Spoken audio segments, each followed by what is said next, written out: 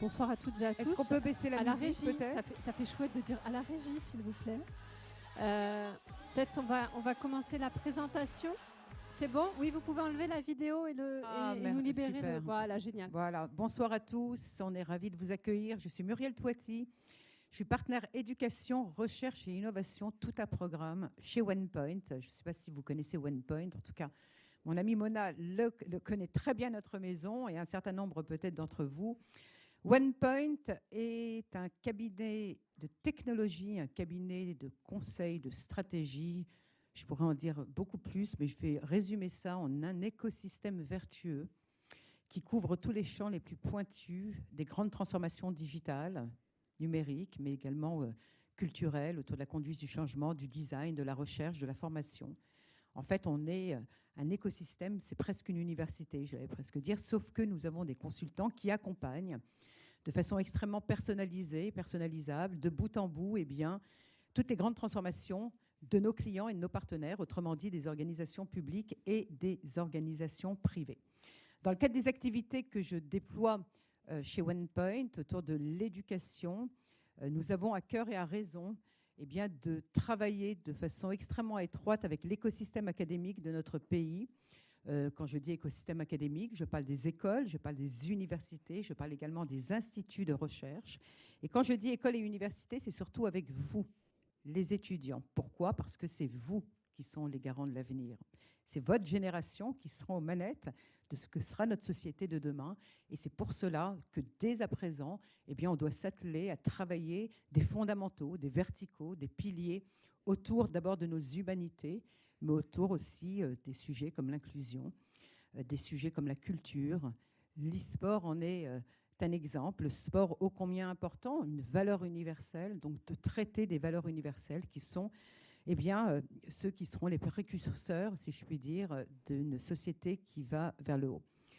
Chez OnePoint, ce qu'on fait avec les étudiants dans le cadre des partenariats que nous menons, nous sortons les étudiants de leur classe et nous les amenons chez OnePoint. Comme vous pouvez le constater, les lieux parlent pour eux-mêmes. Chez OnePoint, c'est une vraie cour de récréation, un terrain de jeu où toutes et toutes sont autorisés à être les protagonistes, comme j'aime le dire, de leur récit. C'est-à-dire, si je prends les collaborateurs de OnePoint, nos consultants, mais également nos chercheurs, nos ethnologues, nos anthropologues, nous avons des talents qui viennent de tous les horizons, sont autorisés à créer, à être force de proposition et surtout à être libres dans ce qu'ils ont envie de faire. Et ça, c'est très important à comprendre chez OnePoint, cette dimension humaine qui met l'humain à tout prix et quoi qu'il en coûte au cœur du réacteur.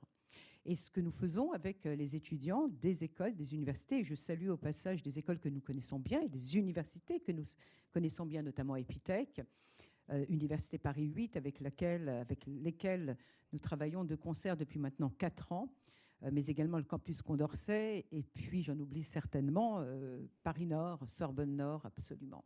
De très très belles écoles, universités dont vous faites partie. Nous les amenons effectivement chez OnePoint et nous les faisons travailler sur des sujets concrets. Comment finalement je passe de la théorie à la pratique?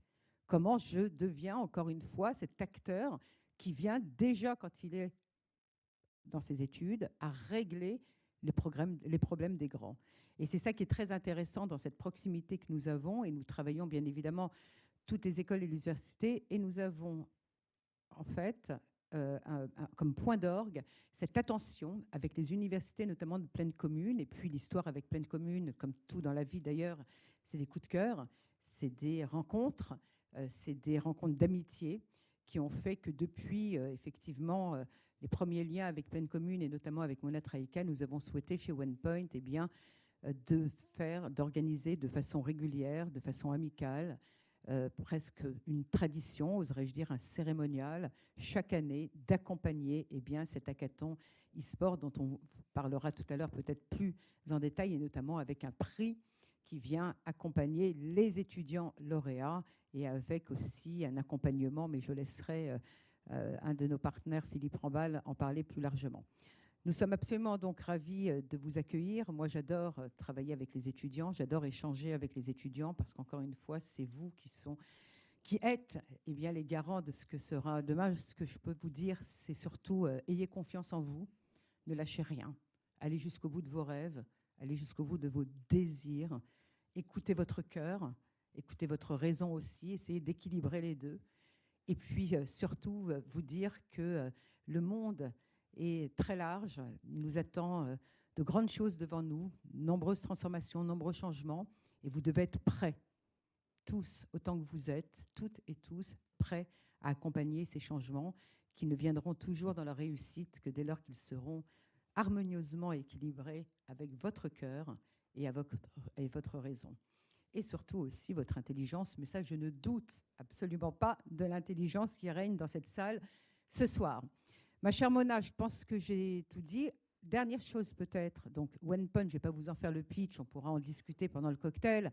Nous recrutons des stagiaires, nous recrutons des alternants, nous recrutons évidemment aussi en CDI. Donc si l'aventure OnePoint, c'est le cas de le dire, peut retenir votre intérêt et votre attention, on sera ravis de vous écouter. Et oser être et oser devenir, ne lâchez rien. Il en va de votre existence qui est le plus important. Merci beaucoup.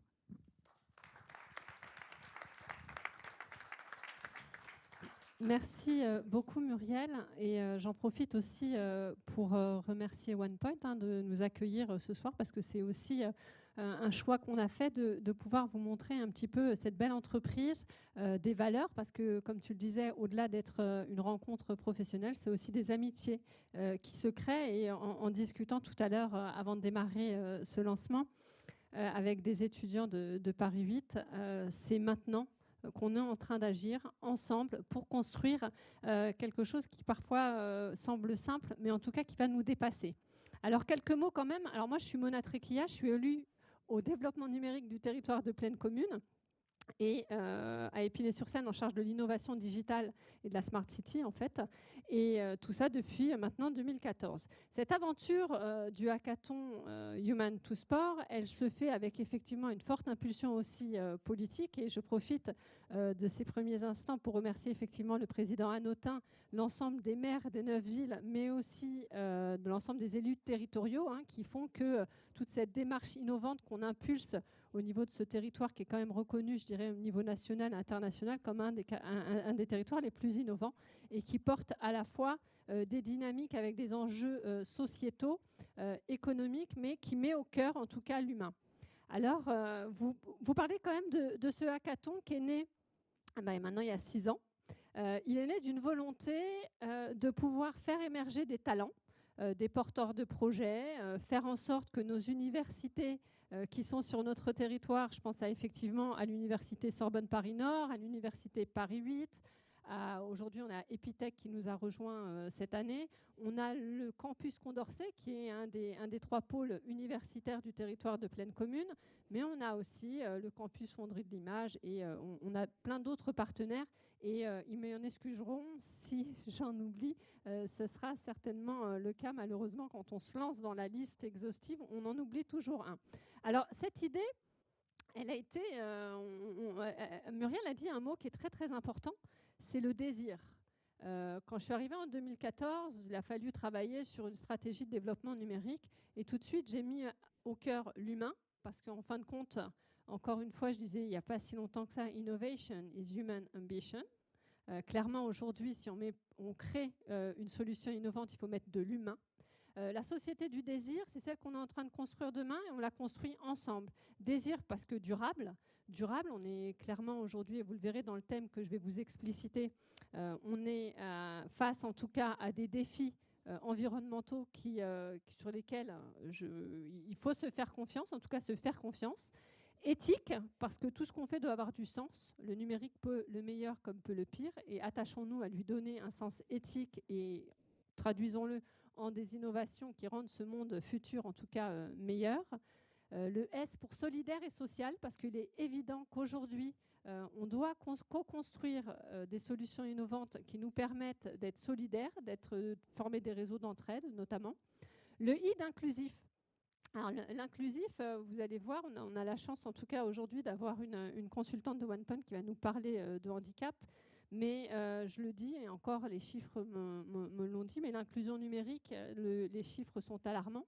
Donc avoir des solutions innovantes, inclusives est essentiel. Hein. C'est-à-dire qu'aujourd'hui, on est passé de mémoire de 13 millions de personnes victimes de cette fracture numérique à 16 millions en très très très peu de temps. Donc les choses vont très très vite. Donc il faut aussi penser l'avenir avec les solutions qu'on invente et qu'on crée de manière inclusive, mais c'est aussi le handicap. Le handicap, on a tous, moi je prends toujours cette image du logo qu'on a, le fameux logo handicap, qui n'est pas du tout représentatif de la réalité du handicap au niveau mondial.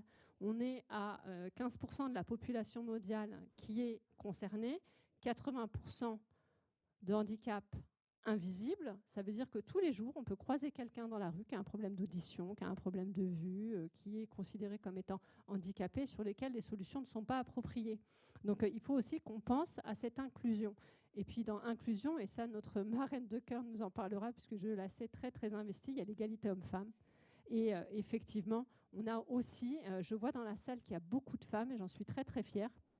Il est important de pouvoir aussi, dans cette terminologie d'inclusivité, y associer, bien entendu, l'égalité homme-femme et de permettre, au-delà du Women in Tech, permettre justement de défier les biais. On entend beaucoup parler ces derniers temps d'intelligence artificielle, des biais que ça peut avoir. Je ne parle pas de ChatGPT, hein, je parle du vrai champ de l'intelligence artificielle. On a besoin d'avoir des femmes qui développent aussi et qui donnent une autre vision du monde sur les solutions innovantes. Et le R, c'est quelque chose qui me tient particulièrement à cœur, bien que tout cet acronyme me tient particulièrement à cœur. Le R, c'est responsable.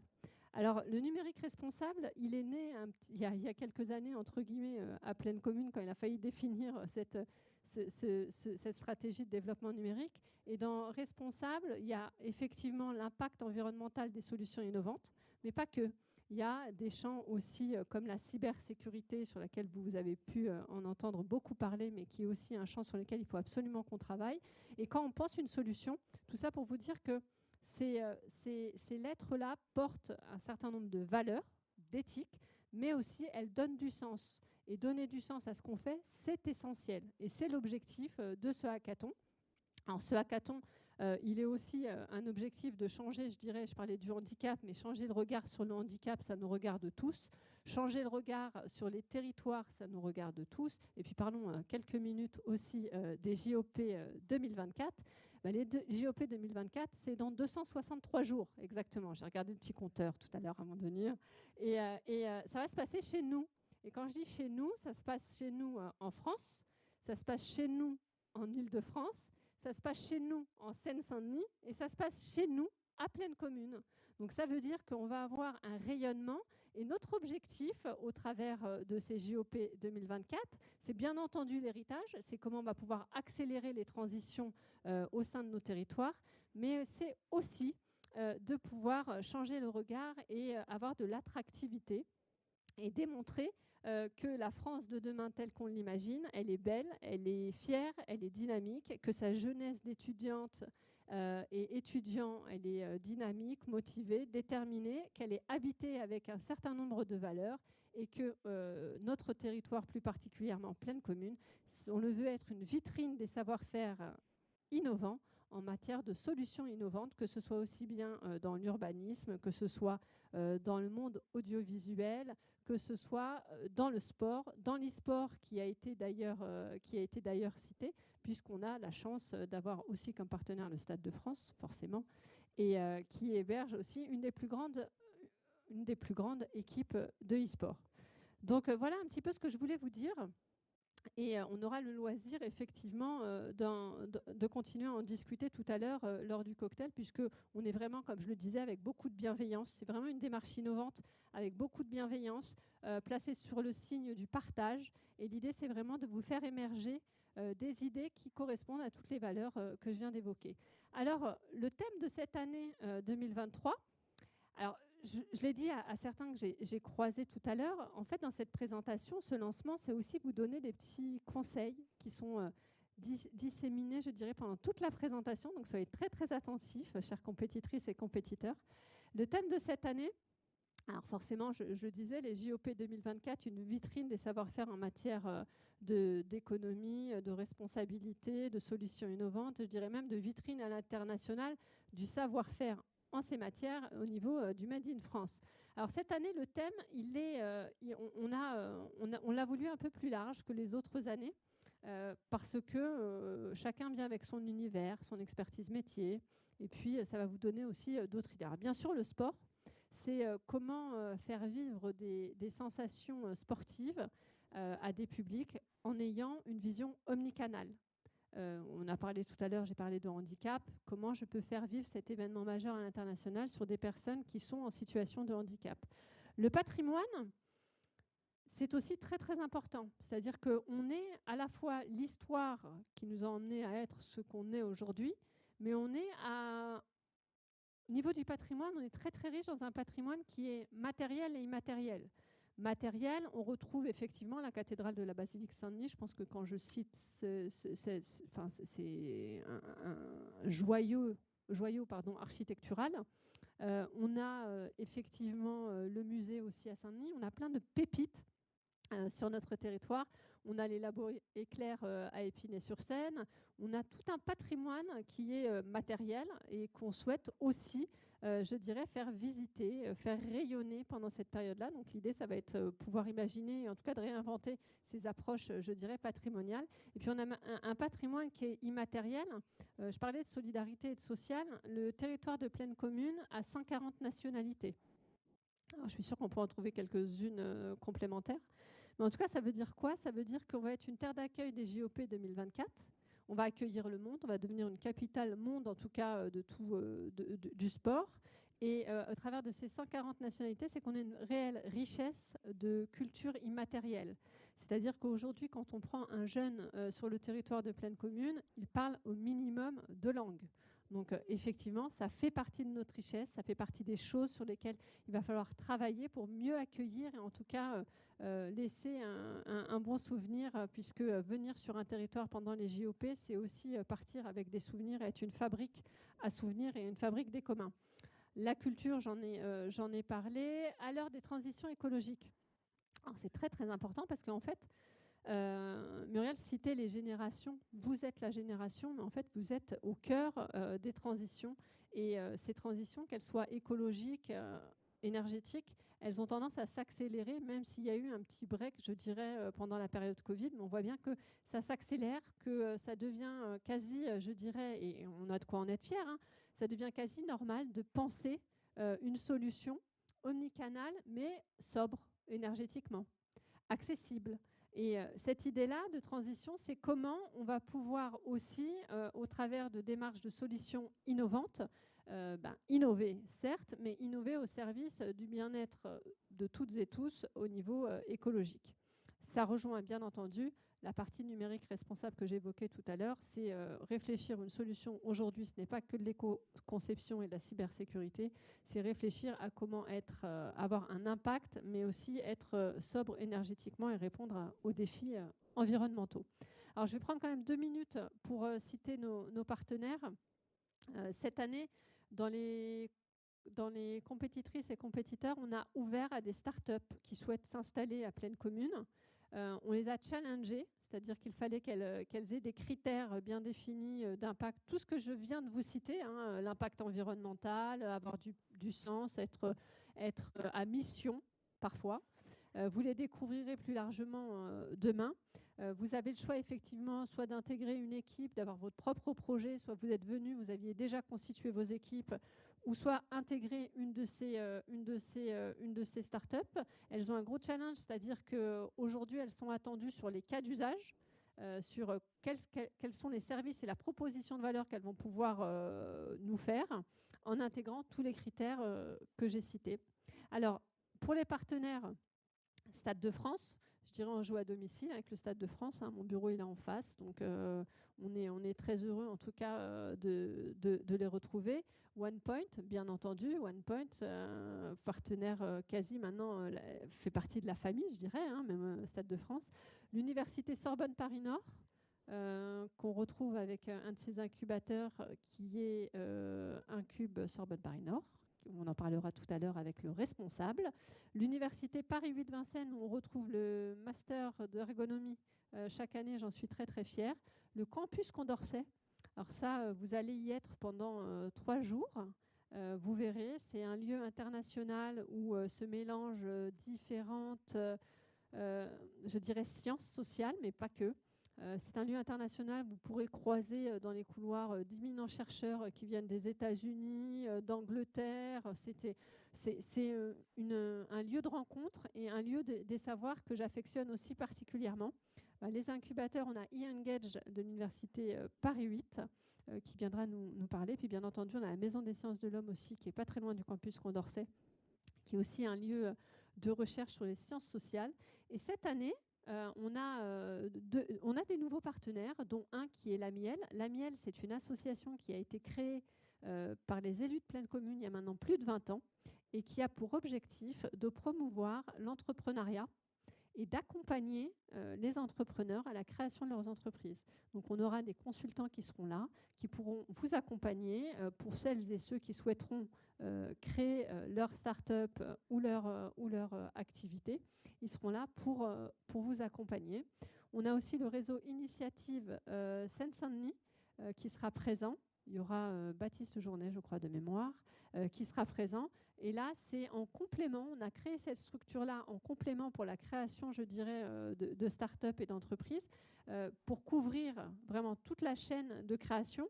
Parce qu'Initiative a un positionnement à la fois sur l'accompagnement en amont des projets, mais aussi, vous savez, sur ce fameux Love Money qu'on n'a pas forcément quand on veut créer sa start-up. On a besoin de fonds d'amorçage. Et eux, ils nous mettent à disposition des accompagnements pour aller chercher, je dirais, le love money qu'on n'a pas et dont on a besoin pour démarrer son activité au travers notamment de prêts d'honneur. Donc voilà un petit peu ce que je voulais vous dire. Vous allez aborder 3 jours d'innovation, ça va être intense, ça va être riche. Vous allez faire plein de rencontres. Il faut vraiment le placer sous le thème de la bienveillance, c'est-à-dire il n'y a pas de bonnes ou de mauvaises questions, il y a des interrogations, voilà, on co-construit ensemble quelque chose et il faut venir, je dirais, avec de la volonté d'écouter, puisque dans la communication, on dit que c'est 80% d'écoute.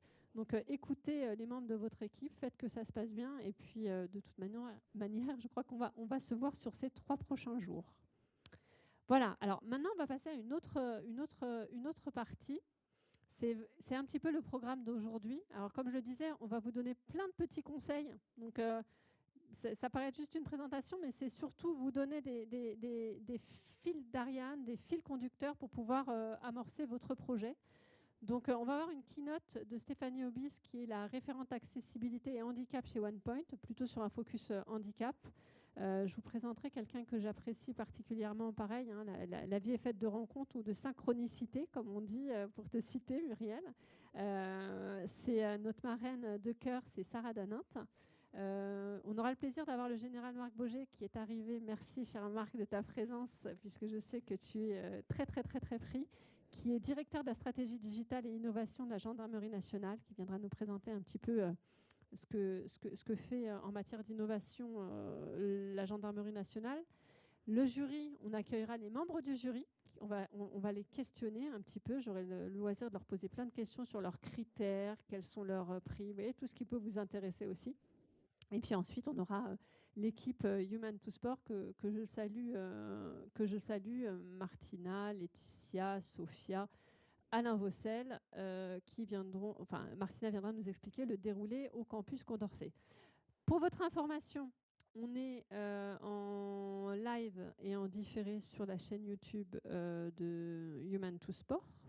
Donc c'est important de le préciser. Merci aux techniciens Laurent, si je ne me trompe pas, et Alain qui sont à la régie. Et je vous propose de démarrer tout de suite sans plus attendre avec Stéphanie Obis, référence accessibilité handicap, mais le focus c'est le handicap, je l'ai bien entendu, et je vous laisse la parole. Merci Stéphanie. Merci Mouna.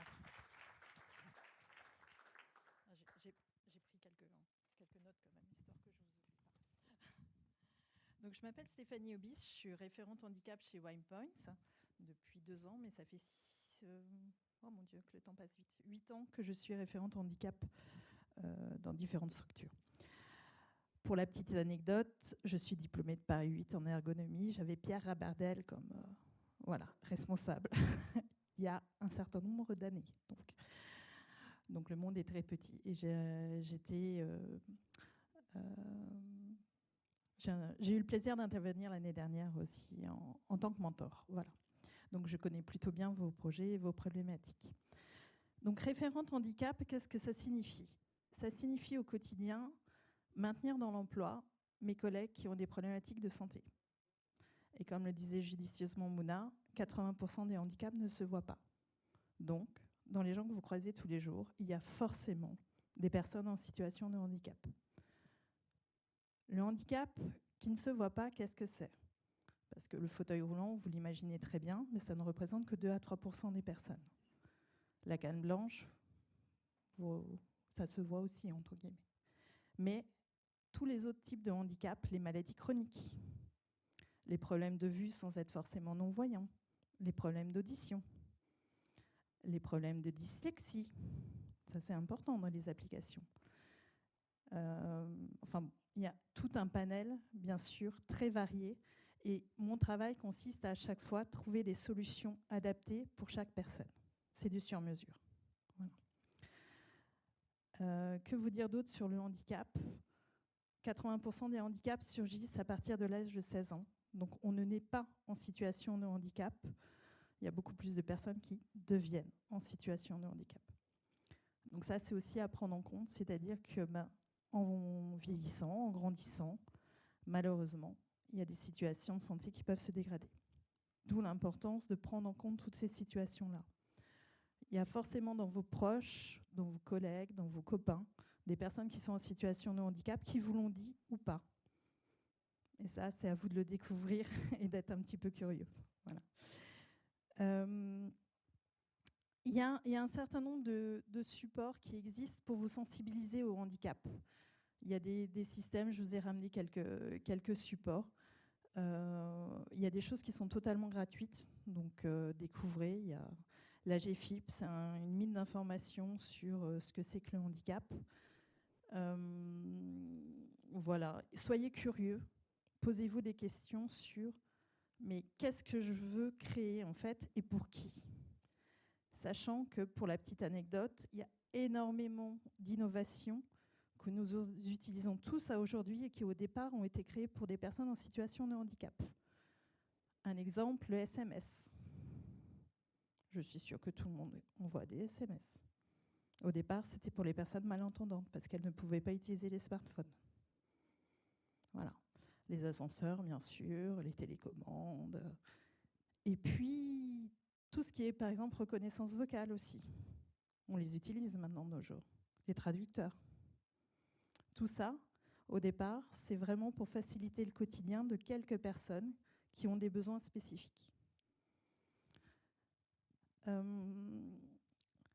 Autre petite anecdote, pourquoi le logo de Facebook est bleu ?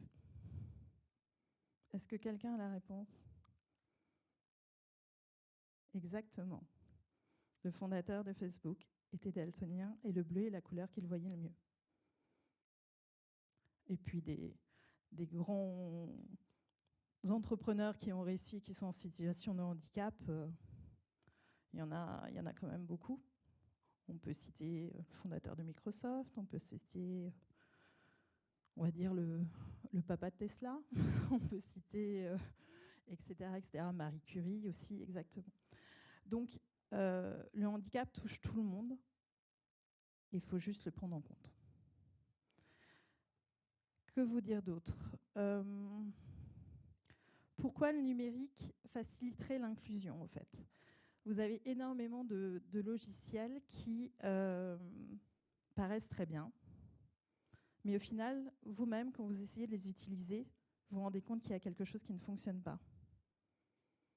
Vous savez, la fameuse ergonomie, la facilité d'apprentissage, la facilité d'utilisation. Mais lorsque ça ne rentre pas dans une certaine logique ou lorsque les menus ne s'enchaînent pas de façon classique, eh ben, même vous, ça vous dérange. Donc imaginez quelqu'un qui a un trouble cognitif, qui a besoin que les choses soient toujours plus ou moins à la même place, ou un trouble visuel.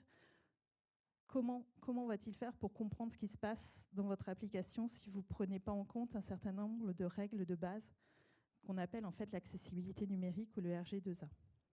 Donc regardez bien tout ça, renseignez-vous sur ce que c'est, sur les contrastes aussi. Alors je suis désolée de vous l'annoncer comme ça, mais 8% des hommes ont une déficience de vision des couleurs. Donc mesdames, ne vous battez pas sur le rouge framboise et le rouge cerise, ce n'est pas utile. Mais ce qui veut dire, c'est que dans votre application, dans ce que vous allez créer, veillez à ce que les contrastes soient suffisamment importants pour être détectables. Donc vous avez des systèmes sous Microsoft, vous tapez Microsoft Accessibilité et vous allez avoir énormément de choses qui vont apparaître. Vous allez voir tout ce qui est possible de faire. Et les fameux tests de contraste qui existent également. Donc pensez-y, parce que ça touche quand même beaucoup, beaucoup de monde. Donc au démarrage, quand vous allez créer quelque chose, c'est beaucoup plus simple de prendre en compte l'accessibilité numérique dès le départ, plutôt que d'essayer de rattraper le sujet après. Donc les ergonomes vont être totalement d'accord avec moi là-dessus, j'espère. Mais voilà, prenez-le en compte dès la conception. Est-ce que vous avez des questions? La première est toujours la plus difficile, donc je m'y colle souvent en fait. Je sais que OnePoint est très impliqué, on en a parlé rapidement tout à l'heure, peut-être quelques mots sur la semaine du handicap en fait, parce que ça arrive dans les semaines à venir, il me semble. Oui, je vais même commencer mon tour de France dès oui, demain. C'est pour ça que je pose la question. Alors qu'est-ce que vous allez faire debout pour sensibiliser Demain soir, on a une conférence avec Cédric Nanquin, qui est un des membres de l'équipe de France de rugby fauteuil, championne d'Europe. Ils ont été 4e au championnat du monde, mais voilà. Qui va parler en fait de handicap et performance, du sport, de la place du sport dans sa construction. Et puis des difficultés qu'il a eues quand il a dû trouver son premier emploi. Parce que les préjugés sont malheureusement encore forts et que changer de regard sur le handicap, ça prend du temps. Voilà. Vous avez évoqué un référentiel. Moi, j'ai souvenir que ce référentiel RG2A, il existe depuis quand même de nombreuses années. Oui. Et comme quoi, il faut continuer avec détermination. Et, parce que ça remonte à je dirais plus d'une dizaine d'années, le RG2A. Le RG2A, oui, puis ça vient des États-Unis, il me semble. Il y a un décret qui est sorti en 2019 en France qui sanctionne financièrement les entreprises dont les outils numériques ne sont pas accessibles ou dont les sites internet ne sont pas accessibles. Malheureusement, la pénalité financière n'est pas dissuasive puisque les coûts de développement sont supérieurs à cette pénalité. Donc forcément, pas pris en compte. D'où l'importance de prendre en compte dès le départ. Moi, je prends toujours cet exemple d'accessibilité parce que ça frappe. C'est pas totalement numérique. Certains sont venus ici en transport en commun, voire en métro. Aujourd'hui, sur tout le réseau de métro parisien, on a 9 stations qui sont accessibles. Donc, en tout cas, sur plus de 90 stations. Donc, ça vous donne un petit peu l'impact. Et quand on dit on est tous concernés et ça nous regarde tous, c'est qu'il suffit que vous fassiez un petit peu de sport. Et je ne le souhaite à personne, vous tordiez la cheville ou que, je pense aussi aux personnes âgées qui ont des difficultés de mobilité. Pareil, je trouve que ça illustre très très bien le fait de se dire que ça s'anticipe. Et sinon, ça coûte très, très, très, très cher. Si vous allez à Bordeaux ou à Lyon, les transports sont beaucoup plus accessibles qu'à Paris, par exemple. Avec des trams qui sont plein pied, il n'y a pas d'écart entre le quai et la voiture. Enfin, voilà. La prise en compte a été réfléchie dès le départ parce qu'il y avait cette possibilité-là de le faire. À Paris, on a tout l'historique de notre système de transport qui fait qu'effectivement, c'est beaucoup plus compliqué de le rendre accessible, malheureusement. Alors, le petit conseil, parce que dans une autre vie, j'étais ingénieur d'études et développement, il y a des outils qui existent, donc il faudra aller faire des petites recherches un petit peu sur le net pour tester aussi. Il y a des outils qui existent, qui sont open source d'ailleurs, hein, qui vous permettent de tester l'accessibilité des transports et ça fonctionne plutôt bien. Et puis, il y a des systèmes collaboratifs où vous pouvez indiquer sur certains bâtiments, s'ils sont accessibles ou pas, s'il y a des travaux actuellement, etc. Dites-vous, la complexité quand on est, par exemple, en fauteuil roulant, même si ce n'est pas la majorité des situations de handicap, mais pour changer de trottoir quand il n'y a pas de bateau, c'est-à-dire quand le trottoir n'est pas bas et qu'il y a vraiment les 10 cm à franchir, ils ne peuvent pas passer avec le fauteuil. Donc, ça nécessite toute une stratégie de parcours qui est beaucoup plus importante, et qui est chronophage, qui est fatigante, parce que tout d'un seul coup, il y a une poubelle au milieu du trottoir, parce que tout d'un seul coup, etc. Et que ça pose effectivement des difficultés qui paraissent évidentes, ne serait-ce que si un jour vous promenez un enfant dans une poussette, vous allez un peu comprendre la difficulté qu'il peut y avoir. Merci beaucoup, Stéphanie. On peut applaudir Stéphanie. Merci.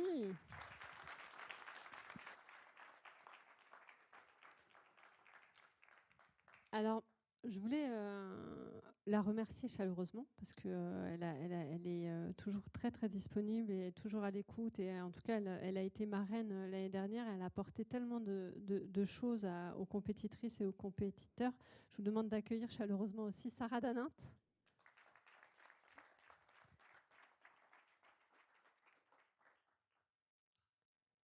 Oui, il fait frisquet. Bonsoir. Bonjour Sarah. J'ai froid. Alors, je vais te laisser te présenter, en fait, parce que nous, on se connaît. On se connaît, mais elle a un parcours, peut-être commencé par ton parcours sportif. Qu'est-ce qui t'a emmené Je crois que tu es... Je crois que mon micro... Si, vous m'entendez là? Ok. Médaillée olympique, très, très investie dans la société. Me présenter. Voilà, Ok. je te laisse. Sarah, voilà, je viens de la Guadeloupe. Je suis médaillée olympique à l'épée. Cette lumière est assez agressive. Double championne du monde, toujours à l'épée, et plusieurs fois médaillée mondiale, européenne et la Champions League. J'ai fait de l'escrime pendant une bonne vingtaine d'années. J'ai commencé l'escrime à l'âge de 5 ans sur un gros malentendu, hein, parce que ma mère voulait avoir une fille avec tous les critères qui allaient, la jupe, la totale, et qui fasse de la danse. Et en fait, un jour, tous les mercredis, mon frère m'amenait quand même à la danse jusqu'à ce que ma prof de danse tombe malade. Donc voilà, j'ai commencé l'escrime comme ça, parce qu'après ce jour-là, du coup, il m'a amené à son cours d'escrime. Et on a continué à mentir ma mère tous les mercredis. Bon, jusqu'à ce que la prof de danse l'appelle. Bon, on va pas en parler, ça s'est mal passé. Bref, donc j'ai commencé l'escrime comme ça. J'ai dû en faire jusqu'à 2016, donc jusqu'à mes 36 ans, ouais, pas loin d'une trentaine d'années. Et je me suis reconvertie en tant que data product manager parce que j'ai toujours été attirée par la data et surtout parce que j'ai toujours imaginé qu'avec le digital, en mettant toujours l'humain au centre du projet en tout cas, qu'on serait en mesure de régler beaucoup de choses sur Terre, le sans-emploi, l'accès à l'eau, etc., etc. Sauf que bon, c'est quand même bien plus possible quand les boîtes sont plus orientées vers ce genre de projet avec du sens. Voilà. J'ai bossé donc pour le PSG, donc effectivement rien à voir avec le sens pour le coup. J'ai bossé avec le PSG, très constructif. Très hard, mais très intéressant. Je sais pas, Paris, l'Accor Hotel Arena, Roland Garros, les 24 heures du Mans, etc. Sur des problématiques totalement différentes, toujours liées à la data, ce qu'on peut en faire. Par exemple, pourquoi vous êtes dans un centre commercial, vous allez dans un magasin et pas dans un autre qui vend à peu près les mêmes produits. Je ne sais pas pourquoi utiliser toute la data, la reconnaissance faciale, le ticketing, le nombre de passages, etc. Et essayer de retrouver, ça on l'a fait justement avec la police de Paris, et essayer de retrouver la personne qui a kidnappé Raphaël Nadal, ou essayer de retrouver le parcours en une demi-seconde de cette personne et avec toutes les personnes avec lesquelles elle a été en contact. Enfin, voilà. On peut utiliser la data dans des lieux, en faire énormément de use cases comme cela par exemple. Donc ça, j'ai fait ça pendant quelques temps. Et puis maintenant, je crée des produits. Je fais passer des produits physiques, des montres, des vélos, des paniers de basket, ce que vous voulez de physique chez Decathlon, à des produits digitaux. Voilà, je mets des composants dedans. Je crée les applications, je récupère la data et puis je fais en sorte que les utilisateurs puissent s'en servir concrètement. Bonsoir. Moi, j'avais une question par rapport à ton expérience en fait d'athlète. Parce que quand on participe au JOP, on s'y prépare. Et quand on arrive sur place, quelle expérience, je dirais, tu as eue?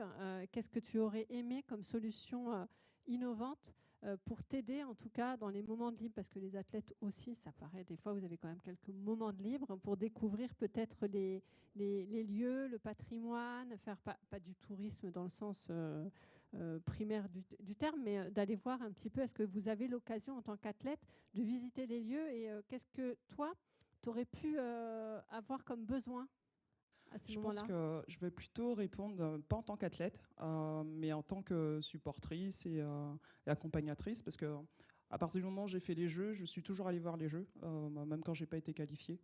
Donc tous les 4 ans, quoi, les Jeux d'été. Et en tant qu'athlète, en fait, on est toujours dans un cocon et on n'a pas trop cette possibilité de... Enfin, une fois que notre compète est finie, bon, déjà on fait la fête, hein, parce que ça fait quand même pendant 4 ans qu'on se retire de tout, quoi. Et ensuite, on va plutôt voir les autres sportifs de notre nation de préférence dans pas mal de disciplines. Donc, on est très vraiment on est créé un cocon et on a moins cette possibilité de visiter, en fait. Mais par contre, en tant que juste française lambda qui a été voir les Jeux à Rio, à Londres ou autres, moi, j'ai trouvé dommage, par exemple, de ne pas avoir... Enfin, je pense que ça pourrait être cool d'avoir des... alors maintenant, le QR code a fait son grand retour grâce au Covid, mais d'avoir des explications sur les monuments ou enfin, ce qui peut se trouver autour de nous, que ce soit avec de la réalité augmentée, par exemple, avec Google Maps ou je ne sais pas, quelque chose de ce genre, pour être en mesure d'avoir aussi bien l'histoire ou l'historique du monument face à nous, ou même de trouver ce qu'il y a autour de nous, ou même trouver des moyens accessibles à des personnes qui ont plus de difficultés d'y accéder, justement. Je sais pas, moi, il m'a manqué plutôt ce genre de choses, plutôt culturelles et de moyens de transport, je pense, en soi. Et Paris, pour le coup, je pense qu'il y a une bonne marche à franchir. On y travaille et Dieu sait que c'est quelque chose de très très très complexe, hein, les transports, l'intermodalité des transports, etc. Après, je voulais revenir, et là aussi c'est pour éveiller quelque part les consciences, parce que tu as une expérience assez forte sur la gestion de la donnée. Je voulais te faire réagir sur, pour toi, quels sont les risques en fait, de la donnée quand on parle d'éthique, tu parlais de reconnaissance faciale, d'éthique, de gestion de la donnée, d'impact environnemental. Comment tu vois les choses? Ouais, le premier truc concernant la donnée qui est le plus important pour moi en parlant d'inclusivité, justement, c'est les femmes. Alors, comme on le sait, alors j'ai pas le nom exact de cet algo, mais ça va me revenir. Il y a un algo qui avait été développé par, c'était pas Microsoft, je crois que c'était Google pour le coup, qui était... la conception a été faite par le même style de personnes, des hommes blancs d'une quarantaine d'années, qui venaient de la même école, je crois, à quelque chose près, en tout cas à peu près le même profil. Et du coup, il y a eu conception de cet algo, il y a une alimentation normale, il y a du machine learning, etc. Ils apprennent aussi de ce qu'ils trouvent et ce qu'on leur donne à manger, ce qu'on définit comme étant... Enfin, bon, je ne vais pas rentrer dans les trucs, mais... le problème de cet algo, finalement, qui a été arrêté, et je crois que c'est Google, mais je ne suis pas vraiment sûr, c'était il y a quelques années, qui a été arrêté, c'est qu'il était devenu raciste, les femmes étaient... C'est Google, je te confirme. Pas moins que rien, mais quand même, il y avait un sérieux problème. En fait, ce qui est intéressant là-dedans, c'est que finalement, quand vous mettez des profils, tout comme dans le sport, en fait, quand vous mettez des profils différents dans la même équipe, vous avez une réflexion qui peut se nourrir parce qu'elle est justement différente. Quand on a des mêmes personnes qui viennent de la même école et qui pensent de la même façon, c'est vrai que c'est facile. On perd pas de temps, c'est vachement fluide. On se regarde et en 2 secondes, on sait ce qu'on a à faire. Mais le problème, c'est que finalement, c'est jamais vraiment challengé. Donc, au final, ça ne représente pas ce qui se passe ni les personnes qu'il y a dans la société, quoi. Donc, quand on va faire des recherches, si on continue comme ça, moi, dans 15 ans, quand je ferai une recherche sur Google, en fait, je ne retrouverai jamais quelqu'un qui, peut-être même pas de femme, d'ailleurs, concernant la tech ou le sport. cette représentation et cette représentation parfois négative ou cette représentativité est de moins en moins importante, alors que oui, il y a des femmes, il y a des noirs, il y a des homos, il y a tout quoi, en fait. Donc pour moi c'est vraiment le premier truc. Après la data, oui, on sait que on peut faire plein de choses. Faut essayer d'être le plus propre possible, mais faut essayer d'être le plus propre possible. Voilà, c'est pas toujours le cas.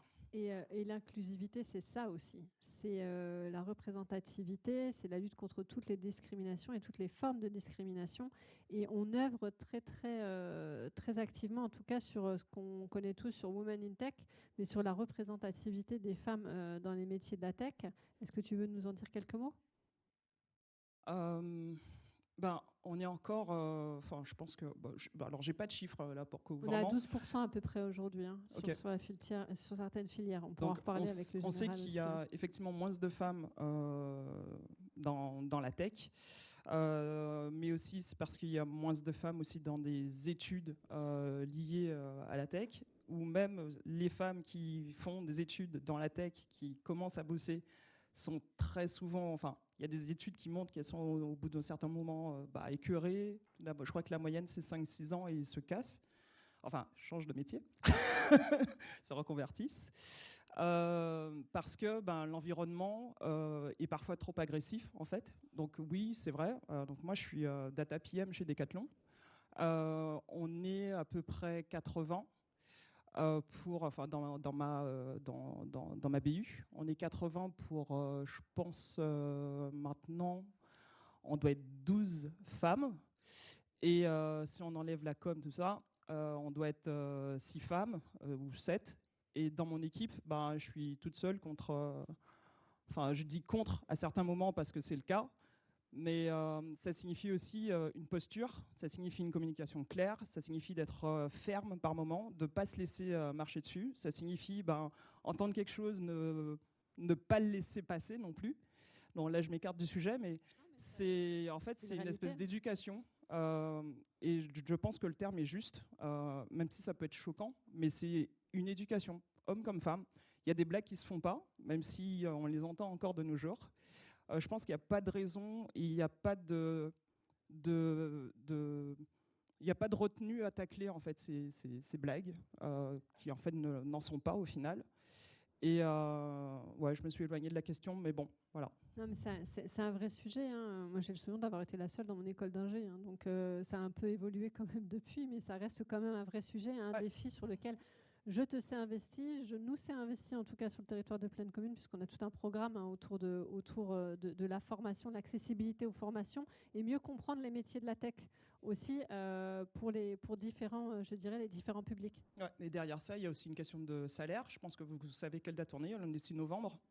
Donc depuis 11h25, la majorité des femmes travaillent gratuitement jusqu'à la fin de l'année parce qu'on a un écart de salaire qui est quand même suffisamment important qui fait que... oui, je vois qu'il y a des gens qui ont l'air un peu surpris, mais oui, depuis ce matin, à 11h30, les femmes travaillent gratuitement, en fait, par rapport à cet écart salarial qui est important entre les hommes et les femmes. Donc il va falloir, mesdames et messieurs, qu'on s'investisse tous ensemble pour réussir ce défi collectif, parce qu'il ne se fera pas, en tout cas, ni sans les hommes et ni sans les femmes. Après, on est dans un monde qui change, et positivement, même si les choses prennent un peu de temps, moi, je regarde en tant que sportive et en tant que jeune dans la tech. Quand j'étais sportive, en tant que médaillée olympique, je gagnais le même salaire qu'un mec, tout simplement parce qu'il était qu'un champion de France, tout simplement parce que c'était un homme. Donc, je ne sais pas si vous voyez, on est des milliards sur Terre. On est quelques milliers à avoir fait les JO et encore quelques milliers à être médaillée olympique. Donc, sous prétexte que je suis une femme, j'ai le même salaire qu'un champion de France. Alors, des champions de France, il y en a quand même des milliers. Donc ça, c'est quand même dérangeant, mais entre cette époque-là et aujourd'hui, aujourd'hui, les filles sont payées correctement, et dans la tech, c'est pareil. Donc ça prend du temps, on tacle les problèmes et on essaie de minimiser au maximum les biais, mais il y a des choses qui changent. Donc il faut aussi le dire que le changement est en train de se faire, quoi. Merci Sarah. Est-ce qu'il y a une question dans la salle ? Non ? Je ne mords pas. Profitez-en parce que... c'est pas tous les jours qu'on voit Sarah. Non, mais après, tu peux peut-être nous parler de cordée ? l'association. Premier cordée. Oui, première de cordée. En plus, alors- il y a Benoît Orcel qui est pas très loin. Oui, c'est vrai. Premier de cordée, c'est une association auquel je suis board, dont le parrain est Kylian Mbappé. Et il y a l'idée, en fait, c'est d'aller dans des hôpitaux, se rendre au chevet de jeunes malades, parfois gravement d'ailleurs, hospitalisés en tout cas, et d'essayer de leur changer leur quotidien. En faisant venir leur idole. Et très souvent, d'ailleurs, on se retrouve, Kylian vient parfois dans les hôpitaux, il joue au foot avec les gamins. Bon, il est très mauvais gardien, mais en tant que footballeur attaquant, c'est déjà mieux, parce qu'il est vraiment son taf. Et ça peut être du rugby, ça peut être du hand, de l'escrime, enfin n'importe quoi. Et ça a vachement d'impact parce que, imaginez toute l'année à l'hôpital, juste une demi-journée, de voir un gars comme Kylian ou un gars comme des footeux, des handballeurs, des rugbyman, enfin il y en a quand même pas mal. Ça leur change beaucoup et ça a aussi un impact, on s'est rendu compte aussi sur les familles, donc ça c'est plutôt cool. Et sur les parents, je veux dire, ça les soulage aussi. Donc premier de cordée, si vous voulez aussi nous aider de temps en temps, n'hésitez pas. Oui, il y avait deux questions. Allez, soyons fous. Monsieur à la casquette, faut Bonsoir. parler bien fort. Du sport à la tech? Accompagné? Non. Alors, ma reconversion a été assez particulière, mais elle est assez proche de mon profil. C'est-à-dire que je me suis... en fait, je me suis formé sur mon école préférée, qui est gratuite, YouTube. Alors, la data... Enfin, moi, j'avais déjà fait 5 années d'études et j'avais pas envie de reprendre 5 ou 8 années d'études, honnêtement. J'étais en fin de carrière sportive, j'avais encore peut-être une Olympiade derrière moi, j'avais envie de m'investir dans mon sport quand même pour une dernière médaille olympique. Mais la data, encore une fois, m'excitait quand même pas mal. J'avais pas envie de reprendre autant d'années d'études et en fait le soir en rentrant de l'entraînement, je bûchais pas mal ce que je lisais, ce que je voyais, je testais des trucs comme ça sur YouTube. Et ce qui est bien aussi, c'est qu'il y a LinkedIn, un réseau professionnel. Et je me rends compte que les gens adorent parler de leur taf, honnêtement. Au début, j'étais un peu timide et tout. Et en fait, t'envoies un petit message. Et des fois, il y en a qui en parlent un peu trop. Mais sinon, les gens aiment parler de leur taf. Donc, c'est génial. Donc, j'ai commencé comme ça. Grâce à YouTube, il y a plein de choses gratos sur le web quand on cherche bien avec les beaux mots-clés et puis les bonnes requêtes. Parce que Google, en fait, c'est super riche, sauf qu'il ne nous dit pas comment écrire les bonnes requêtes. Quand on a vraiment les bons éléments pour les requêtes, on trouve énormément de choses. Après, la data, il y a beaucoup de choses en anglais qui viennent des États-Unis, donc ça aussi, ça allait. Et puis les rencontres de personnes qui bossaient déjà dans la data. Et quand je suis rentré dans ma première start-up, là, justement, pour le PSG et les 24 heures du Mans, je suis rentré en data marketing, puisque moi, j'avais fait du marketing sur l'étude comportementale d'achat. Et j'ai appris avec mes collègues. Alors là, moi, quand j'ai envie d'apprendre, je bastonne de questions. Je pense qu'au bout d'un moment, ils en avaient marre. Mais ils jouaient le jeu, ça c'était vraiment cool. Et puis de temps en temps, forcément, je ferai un petit plus qu'un verre ou un bon resto, quoi. Mais ouais, moi j'ai besoin tout le temps d'apprendre et d'apprendre au contact des gens, surtout. Donc voilà. Toutes les questions sont bonnes. C'est comme ça que quoi? Ah non, on devient médaille olympique parce qu'on travaille énormément, ouais, ça c'est sûr. Et oui, curieux, ouais. On a besoin d'être curieux, sinon ça ne fonctionne pas, effectivement. Merci, monsieur. Dernière question, c'est pour vous, pour le coup. L'association, ouais.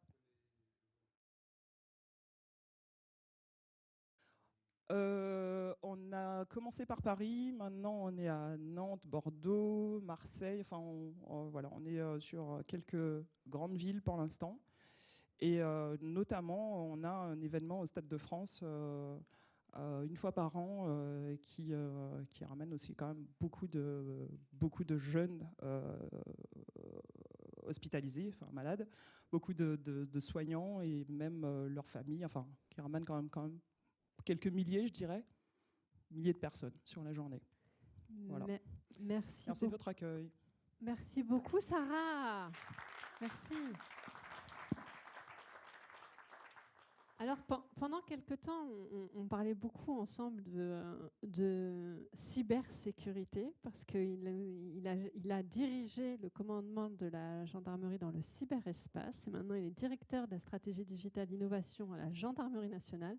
Merci d'accueillir le général Marc Boger. Bonsoir à tous.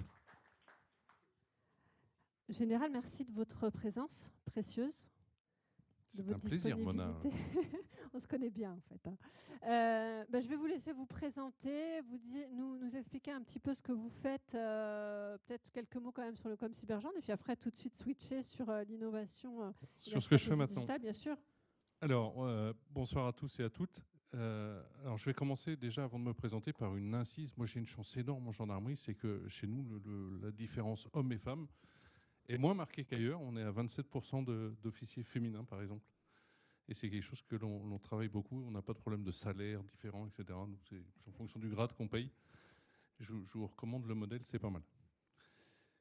Il y a encore un sujet, ça va faire la transition avec le cyber, sur lequel on n'arrive pas à être bon, c'est à recruter davantage de personnel féminin dans le cyber. Vous savez que dans le cyber, il y a 11% de personnel féminin, ce qui est une absurdité, parce qu'il y a plus de 50% de femmes de par le monde. Et on a un mal de chien à recruter ces dames pour les emmener dans les carrières scientifiques, qui sont souvent le prémisse pour entrer dans ce type de cursus un peu technique, parce que les filles hésitent à rentrer, alors qu'elles sont, messieurs, j'en suis désolé, largement plus intelligentes que nous, en tout cas plus carrées. Et pour avoir 2 filles et un garçon, en plus, j'ai la chance de jouer dans les 2 camps. Je vous confirme que les filles ont un pas d'avance par rapport à nous. Simplement, elles hésitent à y rentrer. Je trouve ça bien dommage. Alors, me concernant, un parcours un peu atypique, je suis ce qu'on appelle un officier recruté sur titre. J'ai commencé à bosser dans le privé chez Schlumberger pour faire un peu de publicité à ma première boîte. Et puis, quand j'ai été rattrapé par le service national, parce qu'à l'époque, il fallait y passer, eh bien, j'ai eu la chance de pouvoir le faire en gendarmerie et d'y découvrir des hommes et des femmes plutôt extrêmement motivés par le service public et puis par l'envie d'aider nos concitoyens, ce qui m'a fait y rester. Et depuis, j'alterne des temps en commandement opérationnel, que ce soit en gendarmerie mobile ou en gendarmerie départementale, et puis des temps dans ma spécialité, qui sont les systèmes d'information, parce que je ne l'ai pas précisé, mais je suis titulaire d'un diplôme d'ingénieur, l'ENSEM de Besançon, et d'un master de l'École centrale Paris, ce qui fait que voilà, j'alterne entre des temps dans la spécialité purement système d'information, et puis des temps d'opérationnel sur le terrain pour remettre les pieds par terre, ce qu'on a de temps en temps tendance à oublier quand on est dans les hautes sphères parisiennes. Et dans ce cadre, eh bien, en 2021, le directeur général, Christian Rodriguez, a souhaité créer un commandement de la gendarmerie dans le cyberespace. Et donc, il m'en a confié la direction et la mission de créer cette structure. Cette structure, c'est quoi? C'est 9000 cyber-enquêteurs. L'objectif est d'arriver à 10 000 avant les JO. Et on y travaille d'arrache-pied. C'est 9000 cyber-enquêteurs, donc partout sur le territoire, qui ont vocation à prendre en compte l'ensemble des problématiques cyber. Et Dieu sait si cette problématique est extrêmement oppressante pour nos concitoyens. Quelques chiffres peut-être pour poser le débat. Le 2020, coût de la cyberdélinquance au plan mondial, 6 à 7 000 milliards de dollars. 1500 milliards de dollars de revenus pour nos cyberdélinquants, ou dit autrement, une attaque par rançongiciel toutes les 11 secondes en moyenne. Donc je vous laisse calculer combien est-ce que ça va faire le temps qu'on soit ensemble. Et donc face à ça, eh bien, c'est important que tout le monde se mobilise. Il y a un vrai travail collaboratif qui est mis en place, de coopération qui est mise en place. C'est vraiment le maître mot dans le cyber. Collaboration au plan international, travail en franco-français n'a aucun sens. Moi, je menais 15 à 16 réunions par mois à l'international lorsque je dirigeais le commandement de la gendarmerie dans le cyberespace, allant du Canada au Japon, en passant par l'Australie, les États-Unis bien sûr, l'Amérique du Sud, les pays d'Afrique, pour tout ce qui est phishing notamment, les pays du Golfe, parce que hébergeant un certain nombre de cyberdélinquants. les pays d'Europe évidemment. Enfin bref, la map monde était plutôt à peu près bien représentée. Et c'est vraiment en travaillant tous ensemble que l'on arrive à avoir un certain nombre de résultats face à ces cyberdélinquants qui s'organisent extrêmement vite, parce qu'il y a beaucoup d'argent à se faire et que eh bien, dès qu'il y a de l'argent, en face, il y a des escrocs qui s'organisent. Peut-être un point avant de passer à ce que je fais actuellement sur les JO, pour vous illustrer la marche collective qui nous attend. Pendant les JO, si je prends les derniers JO d'été qui ont eu lieu, c'est 70 000 attaques avérées sur le cœur système pendant les JO. Et je parle bien d'attaques avérées, réfléchies, sur le long terme, etc. Si je prends l'ensemble des incidents cyber, c'est 4,5 milliards d'incidents pendant les JO. Et on s'attend, donc c'est un coef, pardon, un x9 par rapport aux JO de Londres, aux JO précédents, et on s'attend à peu près au même coefficient multiplicateur entre les JO qui se sont écoulés et les JO de Paris qui arrivent. Ça vous donne une idée de la marche à franchir. Et la belle preuve, c'est que le cœur système, qui n'est encore pas en exploitation, mais en ce qu'on appelle en pré-production, c'est-à-dire qu'il est en train d'être monté, a déjà subi plusieurs millions d'attaques par des robots qui sont déjà à l'œuvre pour chercher toutes les failles possibles. Et donc c'est important que l'ensemble de l'écosystème, public comme privé, se mobilise sur le sujet. Voilà, ça c'était pour parler du cyber, qui est un des domaines que j'apprécie. Qu'est-ce que je fais donc depuis le 1er août de cette année? Eh bien, le directeur général a souhaité créer un poste de directeur de la stratégie digitale et technologique pour la gendarmerie, c'est-à-dire quelqu'un qui pilote, qui a une double mission. Un, l'éclairer sur ce que peut lui amener la techno au sens très large, et puis qui pilote l'ensemble des projets numériques. La gendarmerie, il y en a quelques-uns. J'ai fini le paletage, j'en suis à 374, donc j'ai depuis un immense A0 devant les yeux, et j'essaie de piloter les 374 lignes sans me gourer, et dans évidemment un environnement financier, vous en doutez, particulièrement contraint. Et dans ce cadre, eh ben, il y a tous les projets innovants, et c'est fondamental. Vous le savez, la gendarmerie, ça fait très longtemps qu'on travaille sur le volet numérique. Moi, quand je suis rentré en 92, ça fait déjà quelques années, eh bien, il y avait déjà une sous-direction informatique au sein de la gendarmerie. C'était déjà quelque chose qu'on faisait. Pour la petite histoire, la première mission que j'ai eue en arrivant, ça a été mon chef de bureau qui m'a dit: gamin, j'étais beaucoup plus jeune à l'époque. Savoyard, Albertville, tu connais? Oui, oui. Avec moi, on va aller monter un centre opérationnel de circonstances pour les JO d'Albertville. Et la première mission du jeune appelé que j'étais, c'était de me retrouver dans un Algeco et d'assister, je dois reconnaître, à certaines épreuves des JO. Ce qui, pour un skieur comme moi, était plutôt quelque chose de plutôt assez sympa. Et donc, pour garder ce temps d'avance, eh bien, on travaille sur tous les fronts. On travaille sur du recrutement. On l'a évoqué avec ces dames, mais c'est également aller chercher les jeunes, aller chercher les compétences là où elles se trouvent pour essayer de les attirer au sein de la gendarmerie en leur offrant des carrières diversifiées, en leur offrant des carrières où ils peuvent s'exprimer. Mais c'est également de profiter de notre communauté d'innovateurs sur le terrain. On a la chance d'avoir 350 à 400 innovateurs sur le terrain, des gendarmes qui, parce qu'ils sont fanats de tel ou tel sujet, ont plein de bonnes idées. Et donc il faut canaliser cette communauté pour en faire sortir toutes les bonnes idées, essayer d'avoir toujours ce temps d'avance sur la manœuvre. On travaille beaucoup avec l'écosystème universitaire, l'écosystème privé, là aussi pour challenger nos idées. On va avoir prochainement les journées Agir, et où le principe est un peu disruptif, pour prendre une expression à la mode. Ils viennent, c'est des boîtes qui viennent, et c'est nous qui leur disons voilà ce que nous, on aurait envie, ce dont on aurait besoin pendant 3 ans. De façon à ce que les boîtes puissent orienter leur R&D pour être au rendez-vous quand nous, on en aura besoin. Vous voyez, l'idée, c'est à chaque fois d'essayer, tiens, j'ai eu telle idée, l'écosystème, on s'appuie sur nos réservistes, on s'appuie sur, alors que ce soit des jeunes ou des moins jeunes, qui vont nous dire, tiens, ça, oui, c'est une vision dans laquelle le monde industriel se retrouve et vous êtes sur la bonne voie, ou au contraire, attention, là, Nous, c'est quelque chose auquel on a déjà réfléchi. Il nous semble qu'il faudrait plutôt oublier, prendre telle autre direction. Bref, c'est en permanence se remettre en question, ne jamais avoir le sentiment d'être les seuls à savoir. C'est extrêmement mauvais.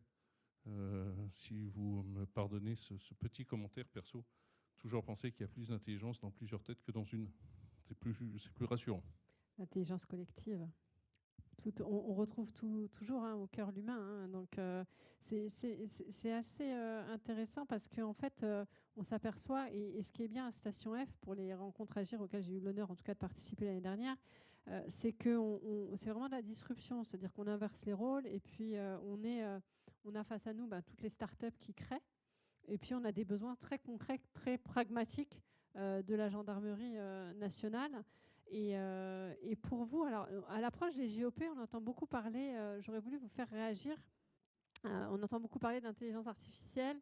Moi, j'ai participé au débat, à la présentation de la loi, je dis loi Darmanin, mais c'est plutôt la loi plus communément appelée loi JOP 2024, avec les cas d'usage au cœur. C'est quand même assez une approche aussi qui est hyper intéressante pour les compétitrices et les compétiteurs qu'on a dans la salle, parce qu'on a une approche innovation utile et responsable.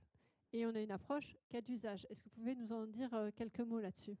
Alors, l'IA, vous en doutez bien, c'est quelque chose qui est éminemment stratégique, sur lequel on investit déjà depuis plusieurs années. On a la chance d'avoir un docteur en intelligence artificielle dans nos rangs, puisque là aussi, on travaille sur la formation sur le long terme. Ça offre de multiples possibilités, que ça soit de l'IA générative et de la génération automatique de documents, que ça soit le speech to text pour la reconnaissance et la transcription automatique de voix.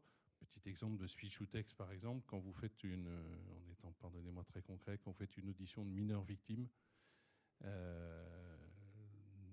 notamment quand c'est un jeune enfant, il est hors de question de l'amener en audition classique avec un gendarme derrière un ordinateur qui tape et qui pose des questions et qui tape les réponses.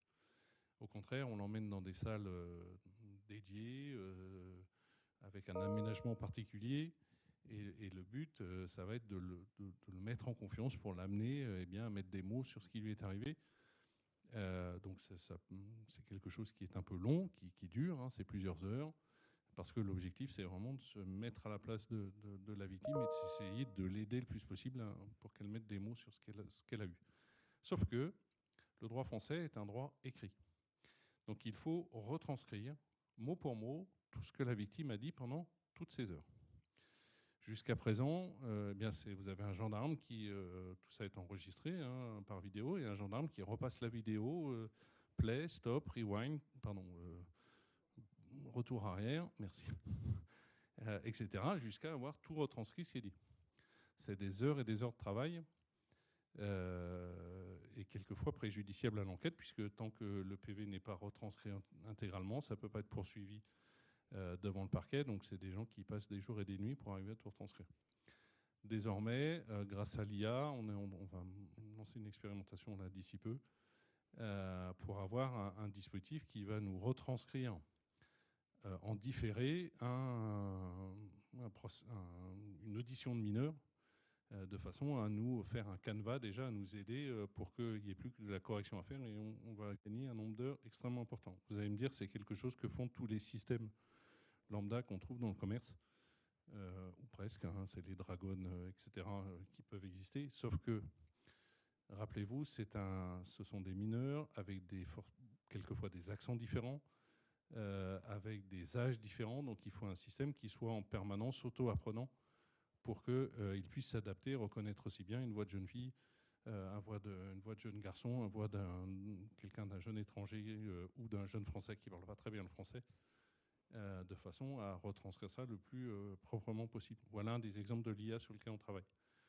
Autre exemple sur lequel on travaille, c'est de la retranscription à la volée. Et ça marche, je le dis pour faire un peu de pub, n'hésitez pas à le dire.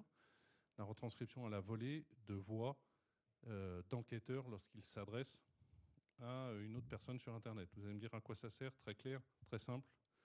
Lorsqu'on fait des enquêtes sous pseudonyme pour traquer des pédophiles, et malheureusement, j'ai le regret de vous informer que ce n'est pas une espèce qui est en voie de disparition, très vite, le pédophile va vouloir aller sur un contact vocal pour discuter avec la jeune fille ou le jeune garçon, suivant les orientations sexuelles du prédateur en question.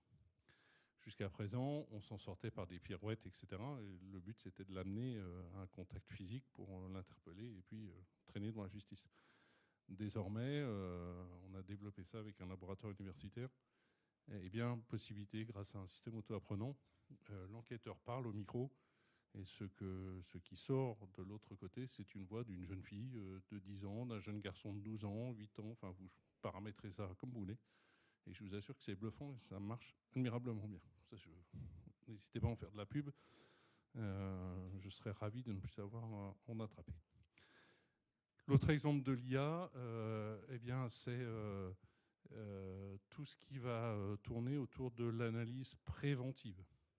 Alors, on est loin de Minority Report. Je rêverais d'avoir un système qui me dise à l'avance là où vont se passer les crimes et délits. Je vous le dis, ça ne marche encore pas.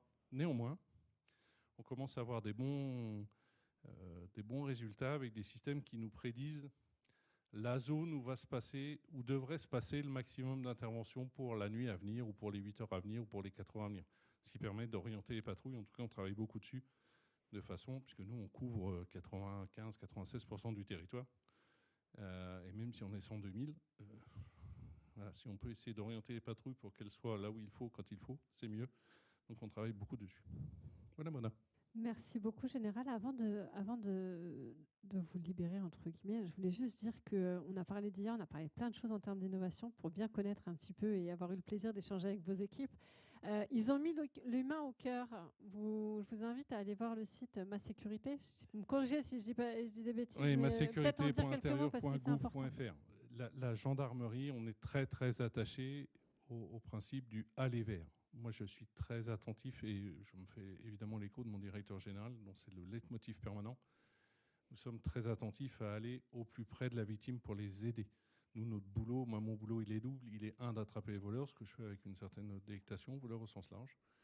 Mais c'est surtout et avant tout d'aller aider les gens. Et pour faire la boucle avec mes propos du début sur le cyber, eh bien dans le cyber, c'est particulièrement important d'aller aider le particulier, d'aller aider le chef d'entreprise ou le maire de telle ou telle collectivité quand il se fait hacker. Et c'est pour ça que voilà, on développe énormément ce aller vers et cet humain au centre. Et je vous rappellerai juste le cycle de la gendarmerie nationale qui était valable encore il y a quelques années. C'était la gendarmerie nationale, une force humaine. Et je pense que le sigle était particulièrement bien choisi parce que c'est ce qui fait vraiment notre ADN, parce que nous sommes profondément ancrés dans les territoires. C'est ce qui fait la beauté de ce métier, c'est pour ça que j'y suis rentré.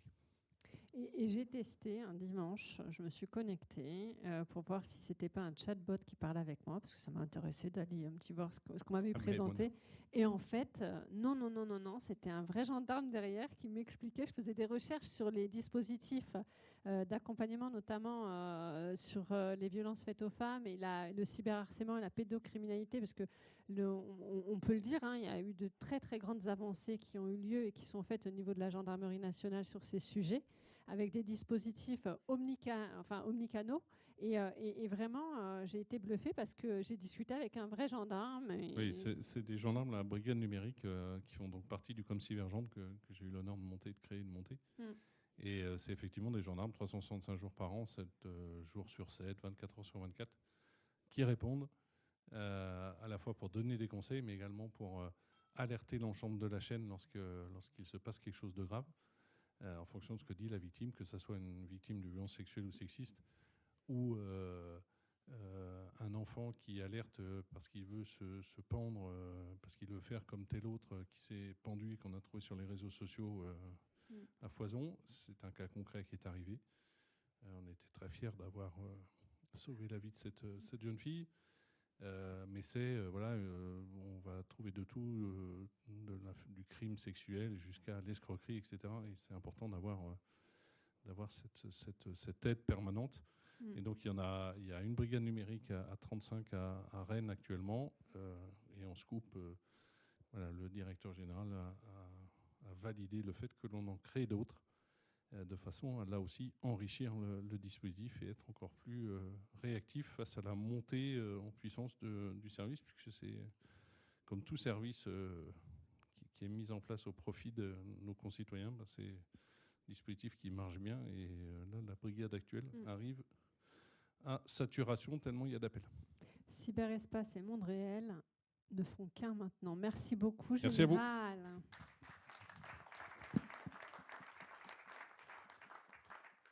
Alors du coup, vous allez revenir dans quelques instants, Général, en fait. Parce qu'on va accueillir le jury. Vous auriez pu même rester à mes côtés. On va accueillir le jury. Donc j'invite Chloé Lemeunier d'E-Engage. Merci d'être parmi nous. Venez vous installer. Philippe Rambal, OnePoint. Je l'ai vu, il est là. Je vous invite à me rejoindre. Le général Boger, n'hésitez pas à vous installer confortablement sur les fauteuils. Benoît Orcel, merci Benoît de nous rejoindre, Stade de France. Et bien entendu Mohamed qui est déjà là. Merci d'être parmi nous, mesdames, messieurs. J'aurai le plaisir en plus de présider ce jury. Alors honneur aux dames. Bonjour Chloé, pareil, on se connaît bien. J'ai eu le plaisir de connaître même la création de l'incubateur E-Engage. Ce que je vous propose, c'est de nous présenter un petit peu l'incubateur. Donc, bonsoir à toutes et à tous. Donc, je suis moi, Chloé Lemeunier. Je dirige le Centre numérique d'innovation sociale de l'Université Paris 8 et son incubateur E-Engage. Donc, E-Engage, c'est un incubateur qui accompagne les porteurs de projets dans le champ de l'économie sociale et solidaire. Donc, en 2 mots, pour résumer l'économie sociale et solidaire en une phrase, c'est des entreprises, associations, coopératives dont le fonctionnement interne et les activités répondent à un enjeu d'utilité sociale et de solidarité. Donc à E-Engage, on accompagne des porteurs de projets à fort impact social et environnemental pendant 9 mois en leur proposant un parcours d'accompagnement classique. Donc ça, c'est le prix. Alors, le prix que nous offrons, c'était pas le prix, non, ça c'était E-Engage. Le prix que nous offrons cette année, c'est 6 mois d'accompagnement à E-Engage. Où vous serez accompagné et vous pourrez travailler dans les locaux de l'espace de coworking qui se trouve en face du campus Condorcet, où vous irez demain. Et sincèrement, c'est un super beau lieu. Franchement, bravo, parce que c'est hyper agréable, hyper convivial. On a envie d'y rester. Et merci à toi, Chloé, en tout cas, parce que c'est un partenariat, je dirais, historique. Absolument. On est là quasiment depuis le début. Oui, on est ravis de tous les ans et d'offrir ce prix. Est-ce que je peux juste préciser quelque chose ? Oui. Nous, ce qu'on attend en fait en termes de besoins, en fait, en termes de propositions que vous allez faire, c'est évidemment un projet à fort impact social et environnemental, mais surtout de la motivation de votre part pour poursuivre l'idée que vous aurez développée pendant ce hackathon sous la forme d'un projet entrepreneurial. Donc voilà, une grosse motivation de votre part. Donc n'hésitez pas à nous le faire savoir au moment du jury. Elle a anticipé, c'était ma deuxième question. C'est pas grave. Benoît, merci Benoît d'être parmi nous, le Stade de France. Bonsoir bonsoir à tous. Alors, Stade de France, pareil, c'est une famille, on ne change pas l'équipe qui gagne, comme dirait l'autre, on joue à domicile. À chaque fois, toujours une réponse présente à toutes mes sollicitations. Merci à vous, en tout cas, d'être toujours présent parmi nous aussi pour Human to Sport. Quelques infos sur le prix jury coup de cœur et Stade de France. Alors, avant de parler effectivement du prix que le Stade aura le plaisir d'offrir aux lauréats, simplement quelques mots, parce que depuis le début, j'ai entendu beaucoup de choses qui, chez nous, au Stade de France, nous font écho. Quand on parle diversité, inclusif, égalité des chances, sport pour tous, confiance en soi, curiosité, tout ça, ce sont des choses évidemment qui nous parlent. Puisque moi je travaille donc au sein de la direction des ressources humaines du consortium Stade de France et je suis également référent diversité, égalité des chances, référent handicap. Donc tout ça, ce sont des sujets bien évidemment que l'on partage, des valeurs que l'on partage. Et c'est vrai, tout à l'heure, tu parlais tout à l'heure de l'association Premier de Cordée. Juste ce petit clin d'œil, bien évidemment, puisque c'est vraiment une association que voilà, on est très fiers d'accompagner. Ça répond à des valeurs communes, puisque simplement pour vous faire Pour vous donner un ordre d'idée, on tend et véritablement ce type d'association permet d'avancer sur ces sujets. Demain, c'est le sport sur ordonnance, tout simplement, pour les personnes en situation de handicap. On sait que la pratique du sport favorise et accélère la guérison. Donc, c'est vrai que nous, avec cette association, et on a un grand nombre de collaborateurs qui sont bénévoles pour cette association, et on a eu maintenant, et en 2024, ça fera la 10e année, on a eu cette idée avec l'asso de faire sortir le temps d'une journée les enfants, le temps d'une journée exceptionnelle pour pratiquer du sport, parce qu'on est véritablement sur la pratique du sport, visiter le stade, bien évidemment, et rencontrer des champions, mais c'est la pratique du sport. Et c'est vrai que, Sarah, voilà, tu disais tout à l'heure, c'est surtout à travers les parents et la famille. Pour eux, c'est quelque chose d'extraordinaire, puisqu'on parle de confiance, on parle de ténacité. Et lorsque vous donnez la confiance à un enfant en situation de handicap, et ben, ça lui permet voilà, d'aller plus loin et de se dépasser. Voilà, je pourrais en parler très longtemps, mais c'était simplement ce petit clin d'œil. C'est important. Voilà, 2024 sera l'année des Jeux Olympiques et Paralympiques, bien évidemment. Et donc, on est très attaché à ces sujets-là et à ces valeurs. Vous concernant, maintenant, effectivement, vous allez travailler pendant 3 jours sur un magnifique sujet. Quelques conseils, juste comme ça. Écoutez-vous les uns les autres, c'est important. La plupart, vous ne vous connaissez pas. Soyez attentifs aux uns et aux autres pour ensuite faire émerger le meilleur de vous. Après, il va y avoir un exercice qui ne va pas être facile. Ça va être de pitcher. Ça aussi, ce n'est pas simple. Un temps très court pour pouvoir convaincre. Voilà. Donc, soyez aussi bien organisés, cohérents, soudés pour pouvoir retranscrire de la meilleure façon possible votre idée et votre projet. Et on verra, on a effectivement, on aura un coup de cœur, j'aurai un coup de cœur pour un groupe et on aura le plaisir de vous offrir des places pour le prochain concert qui aura lieu au Stade de France. Je ne vous en dis pas plus. On dit pas tout. Non, On dit pas j'en dis pas plus. On dit pas voilà, c'est tout. On dit pas tout. Je surveille parce que on dira pas tout. J'ai pas voulu spoiler, j'en dis pas plus. Merci beaucoup Benoît. Philippe Rambal. Allez. C'est dur de passer après mais Benoît ce est un prix-là, formidable où vous offrez orateur. on vous offre des places pour venir à des événements chez OnePoint pour ceux qui gagneront. Et ils sont très variés aussi. C'est une autre atmosphère, plus intimiste. Si vous préférez celle-là, on sera ravis de vous l'accorder. Nous, il s'appelle Héritage, notre prix. On a osé ce mot qu'on trouve très beau parce que c'est ce qu'on reçoit, ce qu'on donne. Et donc, vous pouvez vous poser cette question pendant que vous faites votre hackathon, ce que vous voulez livrer. Qu'est-ce que vous avez reçu, que vous voulez retranscrire dans l'app que vous allez créer? Et qu'est-ce que vous voulez léguer aux autres? De votre territoire, de votre culture, de votre génération, de ce que vous avez pris. Ça peut être de la cuisine, ça peut être de l'art, ça peut être du sport, ça peut être plein de choses. Profitez-en. C'est ça qu'on va valoriser. C'est le lien que vous arrivez à faire entre des personnes qui n'auront pas forcément eu du lien au départ entre eux ou entre elles. Et c'est ça qui va nous intéresser. Et ça me fait penser vraiment en général à ce que vous avez expliqué de ce que l'IA peut faire. Pour vous donner un exemple de ce qu'on fait, nous, chez OnePoint, et ça sera en écho à ce que vous avez mis en place, et Dieu sait que ça nous parlait tous, la façon dont la technologie peut aider dans votre mission au quotidien de façon très concrète. On a mis en place, et c'est le laboratoire d'innovation qui est piloté ici par Muriel Toiti, que vous avez vu, qui a inauguré et introduit cette très belle soirée qu'on a ensemble. Et je vous dis juste ça parce que j'étais assis à côté de ce qu'il y a là. Il y a des bonnes choses pour vous, donc je vais pas faire long.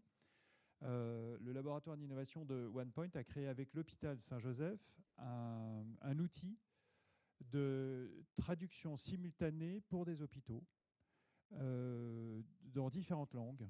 Quand le médecin, le responsable de santé ou le patient qui vient ne parle pas la même langue, on a entraîné via de l'intelligence artificielle, et il faut effectivement de l'entraînement quotidien, cette application qui permet à un médecin de recevoir quelqu'un qui parle dans une langue étrangère, ou ça peut être le médecin qui lui-même ou un infirmier qui est en stage et qui ne parle pas le français.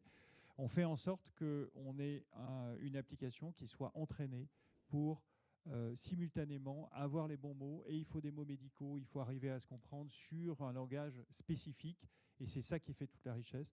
Voilà, on crée du lien, et c'est ça qui nous intéresse, et c'est ça l'héritage, et on sera ravis à ceux qui gagneront ce prix de vous accueillir aussi pour nos événements. Il y a aussi des petites bonnes choses à manger, même si ce n'est pas le Stade de France, quand on vient à nos événements. Mais il on y a sera aussi ravis. un accompagnement avec les Et voilà. consultants OnePoint de Exactement. l'Institut. Je pense qu'il faut le préciser parce que ce que fait effectivement Muriel, elle fait un travail remarquable avec l'ensemble des écosystèmes et des universitaires et du monde de la recherche. Et effectivement, les lauréats vont pouvoir être accompagnés, bénéficier de cette Exactement. expertise. D'ailleurs, il y a un mentor qui vient demain que j'ai hâte de vous présenter. Ah oui, oui. Donc, ce qu'on fait, c'est qu'à la fois, on va faire du mentorat. Vous allez voir l'un d'entre nous qui s'appelle Angel. Angel est notre responsable à la fois sur tous nos domaines sportifs. Donc, à la fois, c'est lui qui nous en fait faire. Donc, on suit. Et c'est lui qui fait en sorte qu'on prenne en compte toute cette dimension sportive dans tous les projets qu'on mène. Et par ailleurs, pendant 6 mois. Et par ailleurs, on fera en sorte que ceux qui gagnent, nous c'est jour et nuit, ça c'est l'événement. La nuit, j'ai commencé par la nuit pour ceux qui gagnent. Mais après, vous venez aussi 2 jours et là, on vous accompagne aussi dans le montage effectif de vos projets parce que OnePoint, il y a des gens qui travaillent sur les modèles économiques, il y en a d'autres qui travaillent sur la tech, sur la data IA, d'autres sur la gestion de projet, le management de projet. On a des data product owners, managers aussi. On va faire un petit tour là, je vais vous montrer comment vous pouvez travailler aussi avec nous chez OnePoint. Mais donc on a tous les métiers représentés pour tout l'accompagnement d'un projet de bout en bout. Donc on sera ravis de le faire avec l'équipe. Donc faites-vous bien identifier auprès des équipes qui vous accompagneront pendant les 3 jours. Si vous avez vraiment ce projet de vous lancer dans l'entrepreneuriat, faites-vous identifier. Vous avez, je dirais, toutes les conditions requises pour faire une belle réussite et concrétiser votre projet. Et puis avec Angèle, ça va être vraiment l'ambiance I feel good à partir de demain matin. Je vous l'assure, il est génial. Venez en forme, hein. Dormez bien, venez en forme demain. Merci beaucoup Philippe. Mohamed. Bonsoir à tous. Donc moi, je m'appelle Mohamed Aboudrar. Je suis le responsable de l'incubateur de l'université Sorbonne Paris-Nord. Et donc nous, notre incubateur est installé depuis maintenant 11 ans sur le territoire de la Seine-Saint-Denis. Et donc voilà, je suis le responsable depuis la création de l'incubateur. Donc en 2 mots, l'incubateur, qu'est-ce que c'est ? C'est un lieu dans lequel vous retrouvez un certain nombre de ressources pour passer du projet à la start-up. Donc nous, on accompagne tout type de projet. Donc on est un incubateur généraliste.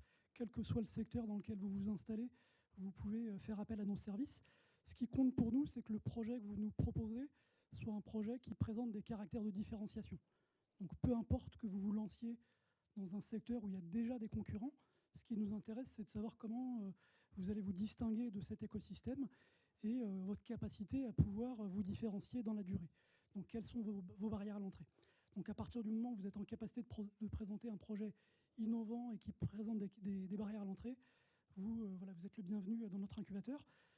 De manière très classique, dans l'incubateur, il y a de l'accompagnement, il y a du coaching, des ateliers, de la formation, de la mise en réseau, l'accès au laboratoire de l'université. Donc notre université est installée sur 5 sites. On a une 30aine de laboratoires. Donc vous pouvez bénéficier de toutes les compétences intellectuelles et matérielles qu'on peut retrouver dans des laboratoires universitaires. Et puis depuis 2 ans, on a développé également un outil sous forme de financement en amorçage qui permet de financer des entrepreneurs sur des financements non dilutifs qui vont de 10 à 40 000 euros. Donc ça, c'est aussi des choses que vous pouvez obtenir en étant accompagné chez nous. Et donc, je vais enchaîner sur le prix. Donc, au niveau du prix, donc, nous, on vous offre en fait la possibilité de donner vie à votre projet, enfin le projet que vous allez travailler pendant ces 3 jours. Le prix qui vous est offert, c'est un prix d'accompagnement pendant 6 mois au sein de l'incubateur. Je fais une petite parenthèse. On a un entrepreneur qui a été accompagné chez nous, donc Benoît, pour ne pas le citer, qui est dans la salle. Donc, là, je vous ai fait un petit discours institutionnel pour vous présenter l'incubateur. Si vous voulez connaître un peu les arrière-cuisines, on aura l'occasion pendant le moment de convivialité, moi la première, de venir vous saluer pour avoir plus de détails. Voilà. Merci beaucoup Mohamed. Alors on va faire un dernier tour, on va retourner vers Philippe Rambal et on va lui dire quel est pour lui, et alors là je vais vous demander un effort de synthèse, chers amis, un critère, voire 2, allez, je suis gentille, 2 critères qui vous semblent essentiels, parce que l'exercice du pitch, il n'est pas simple quand même, vendredi matin. Qu'est-ce qui fait que vendredi, j'ai un caractère différenciant et OnePoint, je lui plais ? Il y en a un dans l'équipe, faites groupe, soyez collectif, qu'on voit que vous faites équipe. Et puis alors sur le produit, qu'on voit du lien, de la conviction.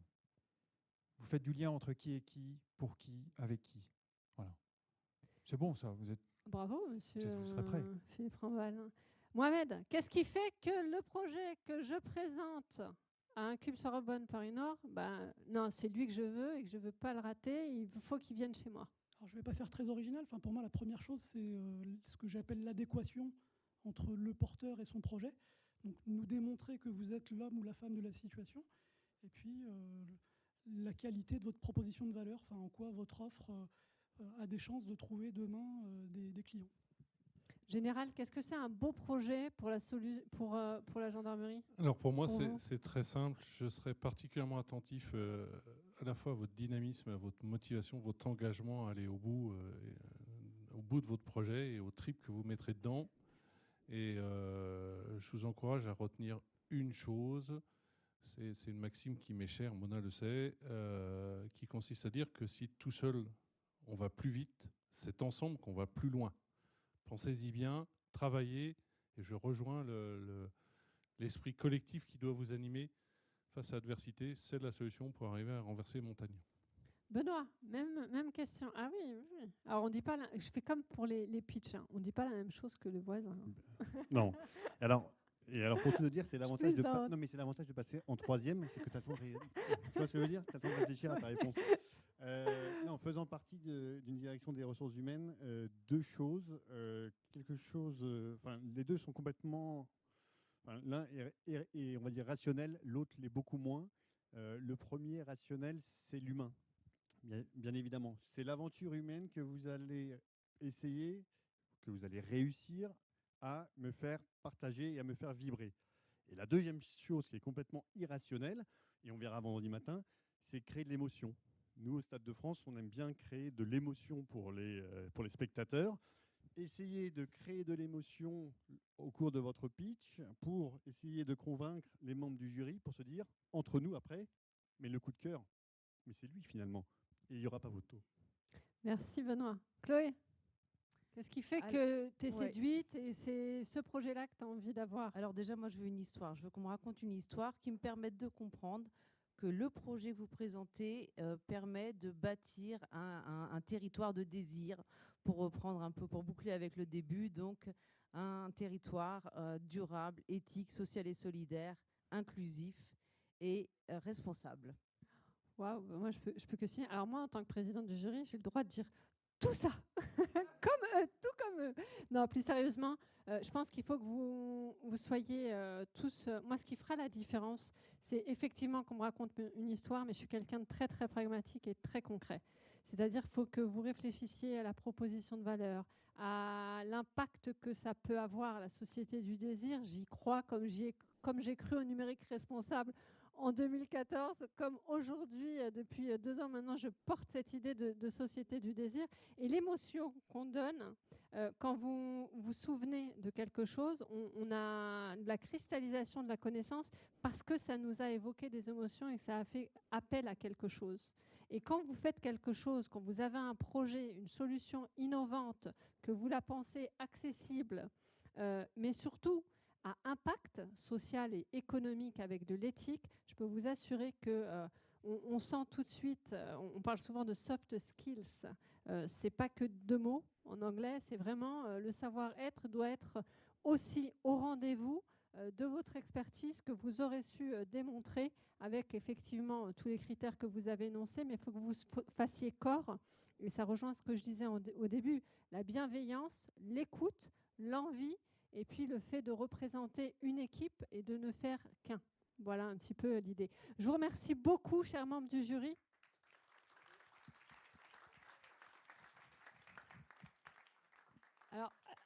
Alors, on a dit beaucoup de choses. Ça a été très, très riche. Et maintenant, je vais appeler notre... voilà, ça vous l'aurez, hein, au prix du jury coup de cœur, etc.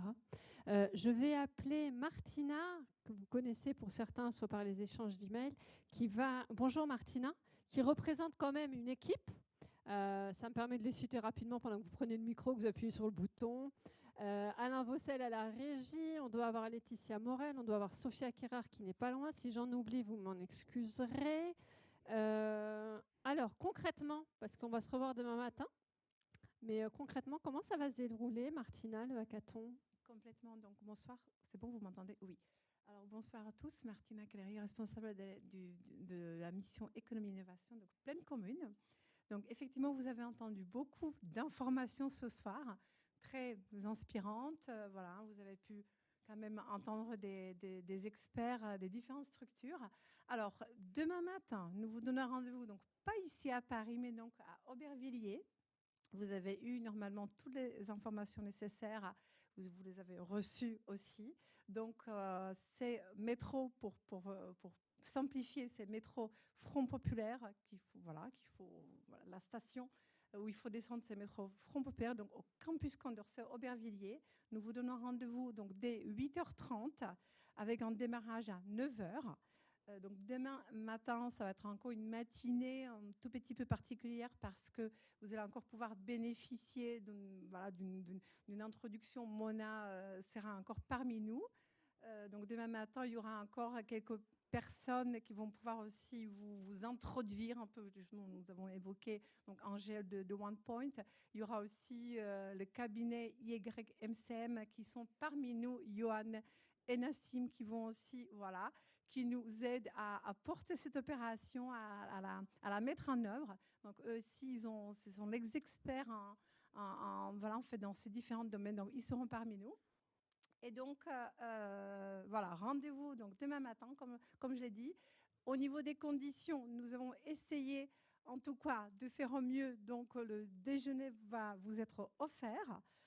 Et puis, par la suite, vous allez pouvoir travailler, donc comme le matin, l'après-midi aussi. Alors, on n'a pas parlé des mentors, ou peut-être très, très rapidement. Voilà. Je voulais revenir dessus après pour faire du teasing sur Angèle Chelala, qui va être la personne la plus attendue demain matin. L'ambiance feel good assurée, hyper expert, ancien champion de France. Magnifique. Vous vouliez rajouter quelque chose sur cette partie-là ou alors, on switch sur les mentors comme vous voulez? Voilà, si vous voulez, je peux finir et puis on peut re-switcher vers les mentors. Donc, vous n'allez pas être, comment dire, laissé tout seul dans ce travail, dans cette compétition. Vous allez justement pouvoir bénéficier donc des experts donc sur différentes thématiques. Qui vont, donc on a à peu près 8-9 mentors qui vont pouvoir donc vous aider à travers justement ces différents temps, donc soit le matin, soit l'après-midi. Donc vous allez travailler, vous l'avez entendu plusieurs fois, vous allez travailler 3 jours et puis vendredi, donc pareil, ça va être une matinée un peu plus particulière parce que vous allez pitcher 5 minutes avec après 5 minutes de questions-réponses. Donc ça va être assez rapide. Ne vous inquiétez pas, vous allez aussi avoir quelques mentors qui vont vous aider à préparer vos pitchs. En tout cas, ils vont vous donner quelques clés. Donc, soyez aussi attentifs. N'hésitez pas à prendre des notes. N'hésitez pas, dès ce soir, voilà, un peu à réfléchir aussi sur comment vous souhaitez travailler. Alors, ce que nous n'avons peut-être pas dit, c'est qu'il y aura à peu près donc, une dizaine d'équipes. Il y aura des étudiants, il y aura aussi des entreprises, ça a été dit. Donc, vous allez pouvoir aussi choisir, voilà, si vous souhaitez travailler sur vos propres sujets ou sur les sujets qui sont déjà apportés par l'entreprise. Il y aura des délibérations, voilà, automatiquement, voilà, qui vont, voilà, les jurys, vous venez de les rencontrer. Et puis, il y aura un live aussi qui va pouvoir... nous annoncer ensuite les lauréats, donc quelque part 4 équipes lauréates qui vont pouvoir bénéficier des prix. Et puis, on vous a donc parlé des prix, mais il y aura aussi encore quelques surprises. On n'a pas tout dit, donc j'espère que vous allez être contents. Voilà, donc... Voilà, on vous réserve quelques surprises, hein, pour être complètement honnête. Mais j'en dirai pas plus. Non, on va délibérer. Je voulais juste rajouter. Je vais peut-être revenir rapidement avant de finir sur les. Si quelqu'un là-haut à la régie pouvait me redonner la main tranquillement, mais sereinement, ça serait super sympa. Merci. Non. Alors, je reviens au mentor. Je vous ai parlé d'Angèle Chelala. C'est notre ambiance feel good. En fait, il est génial, vraiment, vraiment, vraiment. C'est pas que des mots. Vous allez avoir, je voulais saluer les mentors. C'est des personnes qui sont volontaires, qui vont vous accompagner par demi-journée, qui viennent chacune et chacun avec leur expertise très, très, très pointue. Pareil, bienveillance, écoute. N'hésitez pas à poser toutes les questions. Il y aura un helpdesk que Martina a expliqué. Donc on va avoir aussi bien Céline Davier. D'ailleurs, je tiens à remercier, j'en profite, s'il nous regarde, la direction de la mission JOP 2024 à Pleine Commune, qui est Céline Davier qui passera vous voir. Gaël Bourmeau, certains le connaissent puisqu'effectivement c'est votre maître de conférence à l'Université Paris 8. François Varin, donc c'est un fondateur de Histoire de Slide. Stéphanie Obis, qu'on a eu tout à l'heure. Angel Chelala, je crois que j'ai fait suffisamment de teasing pour demain. Les trois autres, c'est Laura Hassan d'Epitech Digital. Je ne sais pas si elle est dans la salle. Bonjour Laura, merci à vous en tout cas d'être parmi nous pendant ces 3 jours d'innovation intense. Johan Manès, YMCM, Créativité et Méthodo. Luc Petit-Nicolas, qui est un habitué aussi, Campus Fonderie de l'Image, qui est à Saint-Ouen. Et là, il va vous parler d'entrepreneuriat numérique et vous accompagnera aussi, je dirais, sur vos pitchs. Et je sais que l'exercice du pitch, elle est complexe. Mais vous inquiétez pas, vous allez être accompagné parce que vous allez voir la démarche d'amélioration progressive dans la création de solutions innovantes sera au rendez-vous. On terminera vendredi avec effectivement les pitchs, 4 minutes max, nous on délibère et puis après, en fin de matinée, on annoncera le palmarès en live YouTube. Alors palmarès un peu particulier, c'est qu'on dira, on annoncera les 4 lauréats, mais par contre, ils ne sauront pas encore ceux qu'ils ont gagnés. Vous avez vu les prix tout à l'heure, mais vous ne saurez pas. Bah oui, sinon ça fait partie, je dirais, de la surprise. Alors moi, je voulais vous dire quelques mots sur le Satis Screen for All. C'est un forum, même plus qu'un forum, parce que c'est un salon qui est dédié à l'innovation au service de la création. Pleine Commune est identifiée comme étant le territoire de la culture et de la création. Il est même labellisé. Et pour ceux qui ne le savent pas, on a notamment à la Plaine Saint-Denis, à Aubervilliers, tout un tas d'écosystèmes audiovisuels, donc des plateaux de tournage. Vous avez tous peut-être regardé Danse avec les stars, je le cite parce que je crois que c'est un des programmes les plus connus en France, mais pas que, qui sont tournés sur les plateaux de la Plaine Saint-Denis. Et donc ce salon qu'on accueille tous les ans est le rendez-vous incontournable européen des écosystèmes d'innovation au service de la création. Donc on retrouve le cinéma, l'audiovisuel, parfois même les nouvelles formes de radio, parce que maintenant les radios aussi se mettent à l'audiovisuel. Et ça, on se retrouvera donc le 15 novembre à 18h. Et là, pour le coup, c'est une vraie cérémonie, parce qu'on est au sein du salon qui est au DOC à Aubervilliers. On sera en live, pareil. Et là, les lauréats repitcheront en public devant le parterre de professionnels et d'experts qui sont présents sur le salon. Et ils sauront enfin, je dirais, ce qu'ils ont gagné. Voilà un petit peu les petites informations. Merci beaucoup, Martina. Vous avez des questions pour... Merci. Avant de démarrer, je dirais, ce moment convivial et puis de vous expliquer peut-être comment on va finir la soirée ensemble. Je ne vais pas faire long parce que j'ai dit beaucoup de choses. Je voulais juste... J'ai vu qu'il y avait des élus dans la salle. Je tenais à les remercier de leur soutien parce que votre soutien est précieux et votre amitié est précieuse. Je sais que vous êtes tous sensibles à ce beau projet, en tout cas, qui nous mène. Et puis, c'est un véritable plaisir de travailler avec vous au quotidien à Pleine Commune et dans les villes. Je voulais juste les saluer. Je voulais remercier encore une fois le président Mathieu Hanotin pour son soutien, les 9 maires des 9 villes de Seine-Saint-Denis. Je voulais encore remercier les conseillers territoriaux parce que, effectivement, pareil, leur soutien est très, très, très précieux. Ce que je suis ravie aujourd'hui, c'est qu'on a co-construit ensemble une démarche innovante. Aujourd'hui, on en parle beaucoup des hackathons, mais il y a quelques années, je peux vous assurer qu'on n'en parlait pas tant que ça.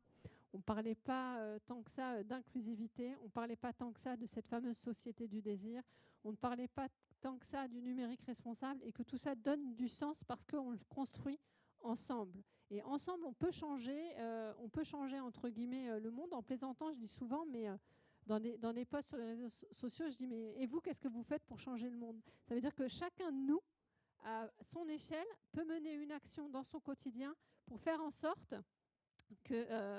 déjouer cette fatalité, en tout cas construire un monde meilleur où on se sent bien. Et ça, c'est encore une fois une œuvre, en tout cas qui, moi, m'habite depuis des années. Et puis tous les visages que je vois connus et fidèles me touchent sincèrement. Encore une fois, merci Sarah, parce que c'est un vrai bonheur de vous avoir eu, de t'avoir eu, parce qu'on se connaît. Et merci beaucoup à tous ceux qui répondent présents. Pour la suite de la soirée, merci à OnePoint de son invitation à partager ce moment convivial avec nous, puisqu'on a un superbe buffet qui nous attend. Vous avez dû voir des deux côtés les deux mascottes des JOP 2024. Je ne vous dis pas laquelle a ma préférence, mais je crois qu'elle a un petit souci. Elle est paralympique, mais en tout cas, ce n'est pas un souci parce que c'est une vraie qualité. Paralympiens, olympiens, tous athlètes, une seule équipe, faire en sorte que cette flamme olympique ne s'éteigne pas et qu'elle continue, en tout cas même après les Jeux olympiques classiques et vers les Jeux paralympiques. Donc petit buffet, puis je vous invite à prendre des photos si vous voulez avec les mascottes. Et puis même, moi je serais bien contente d'avoir plein de photos avec vous d'ailleurs. Merci à toutes et à tous.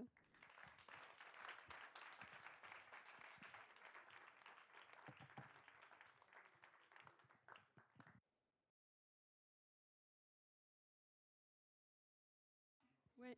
Le jury général, s'il vous plaît, Muriel, Philippe Rambal.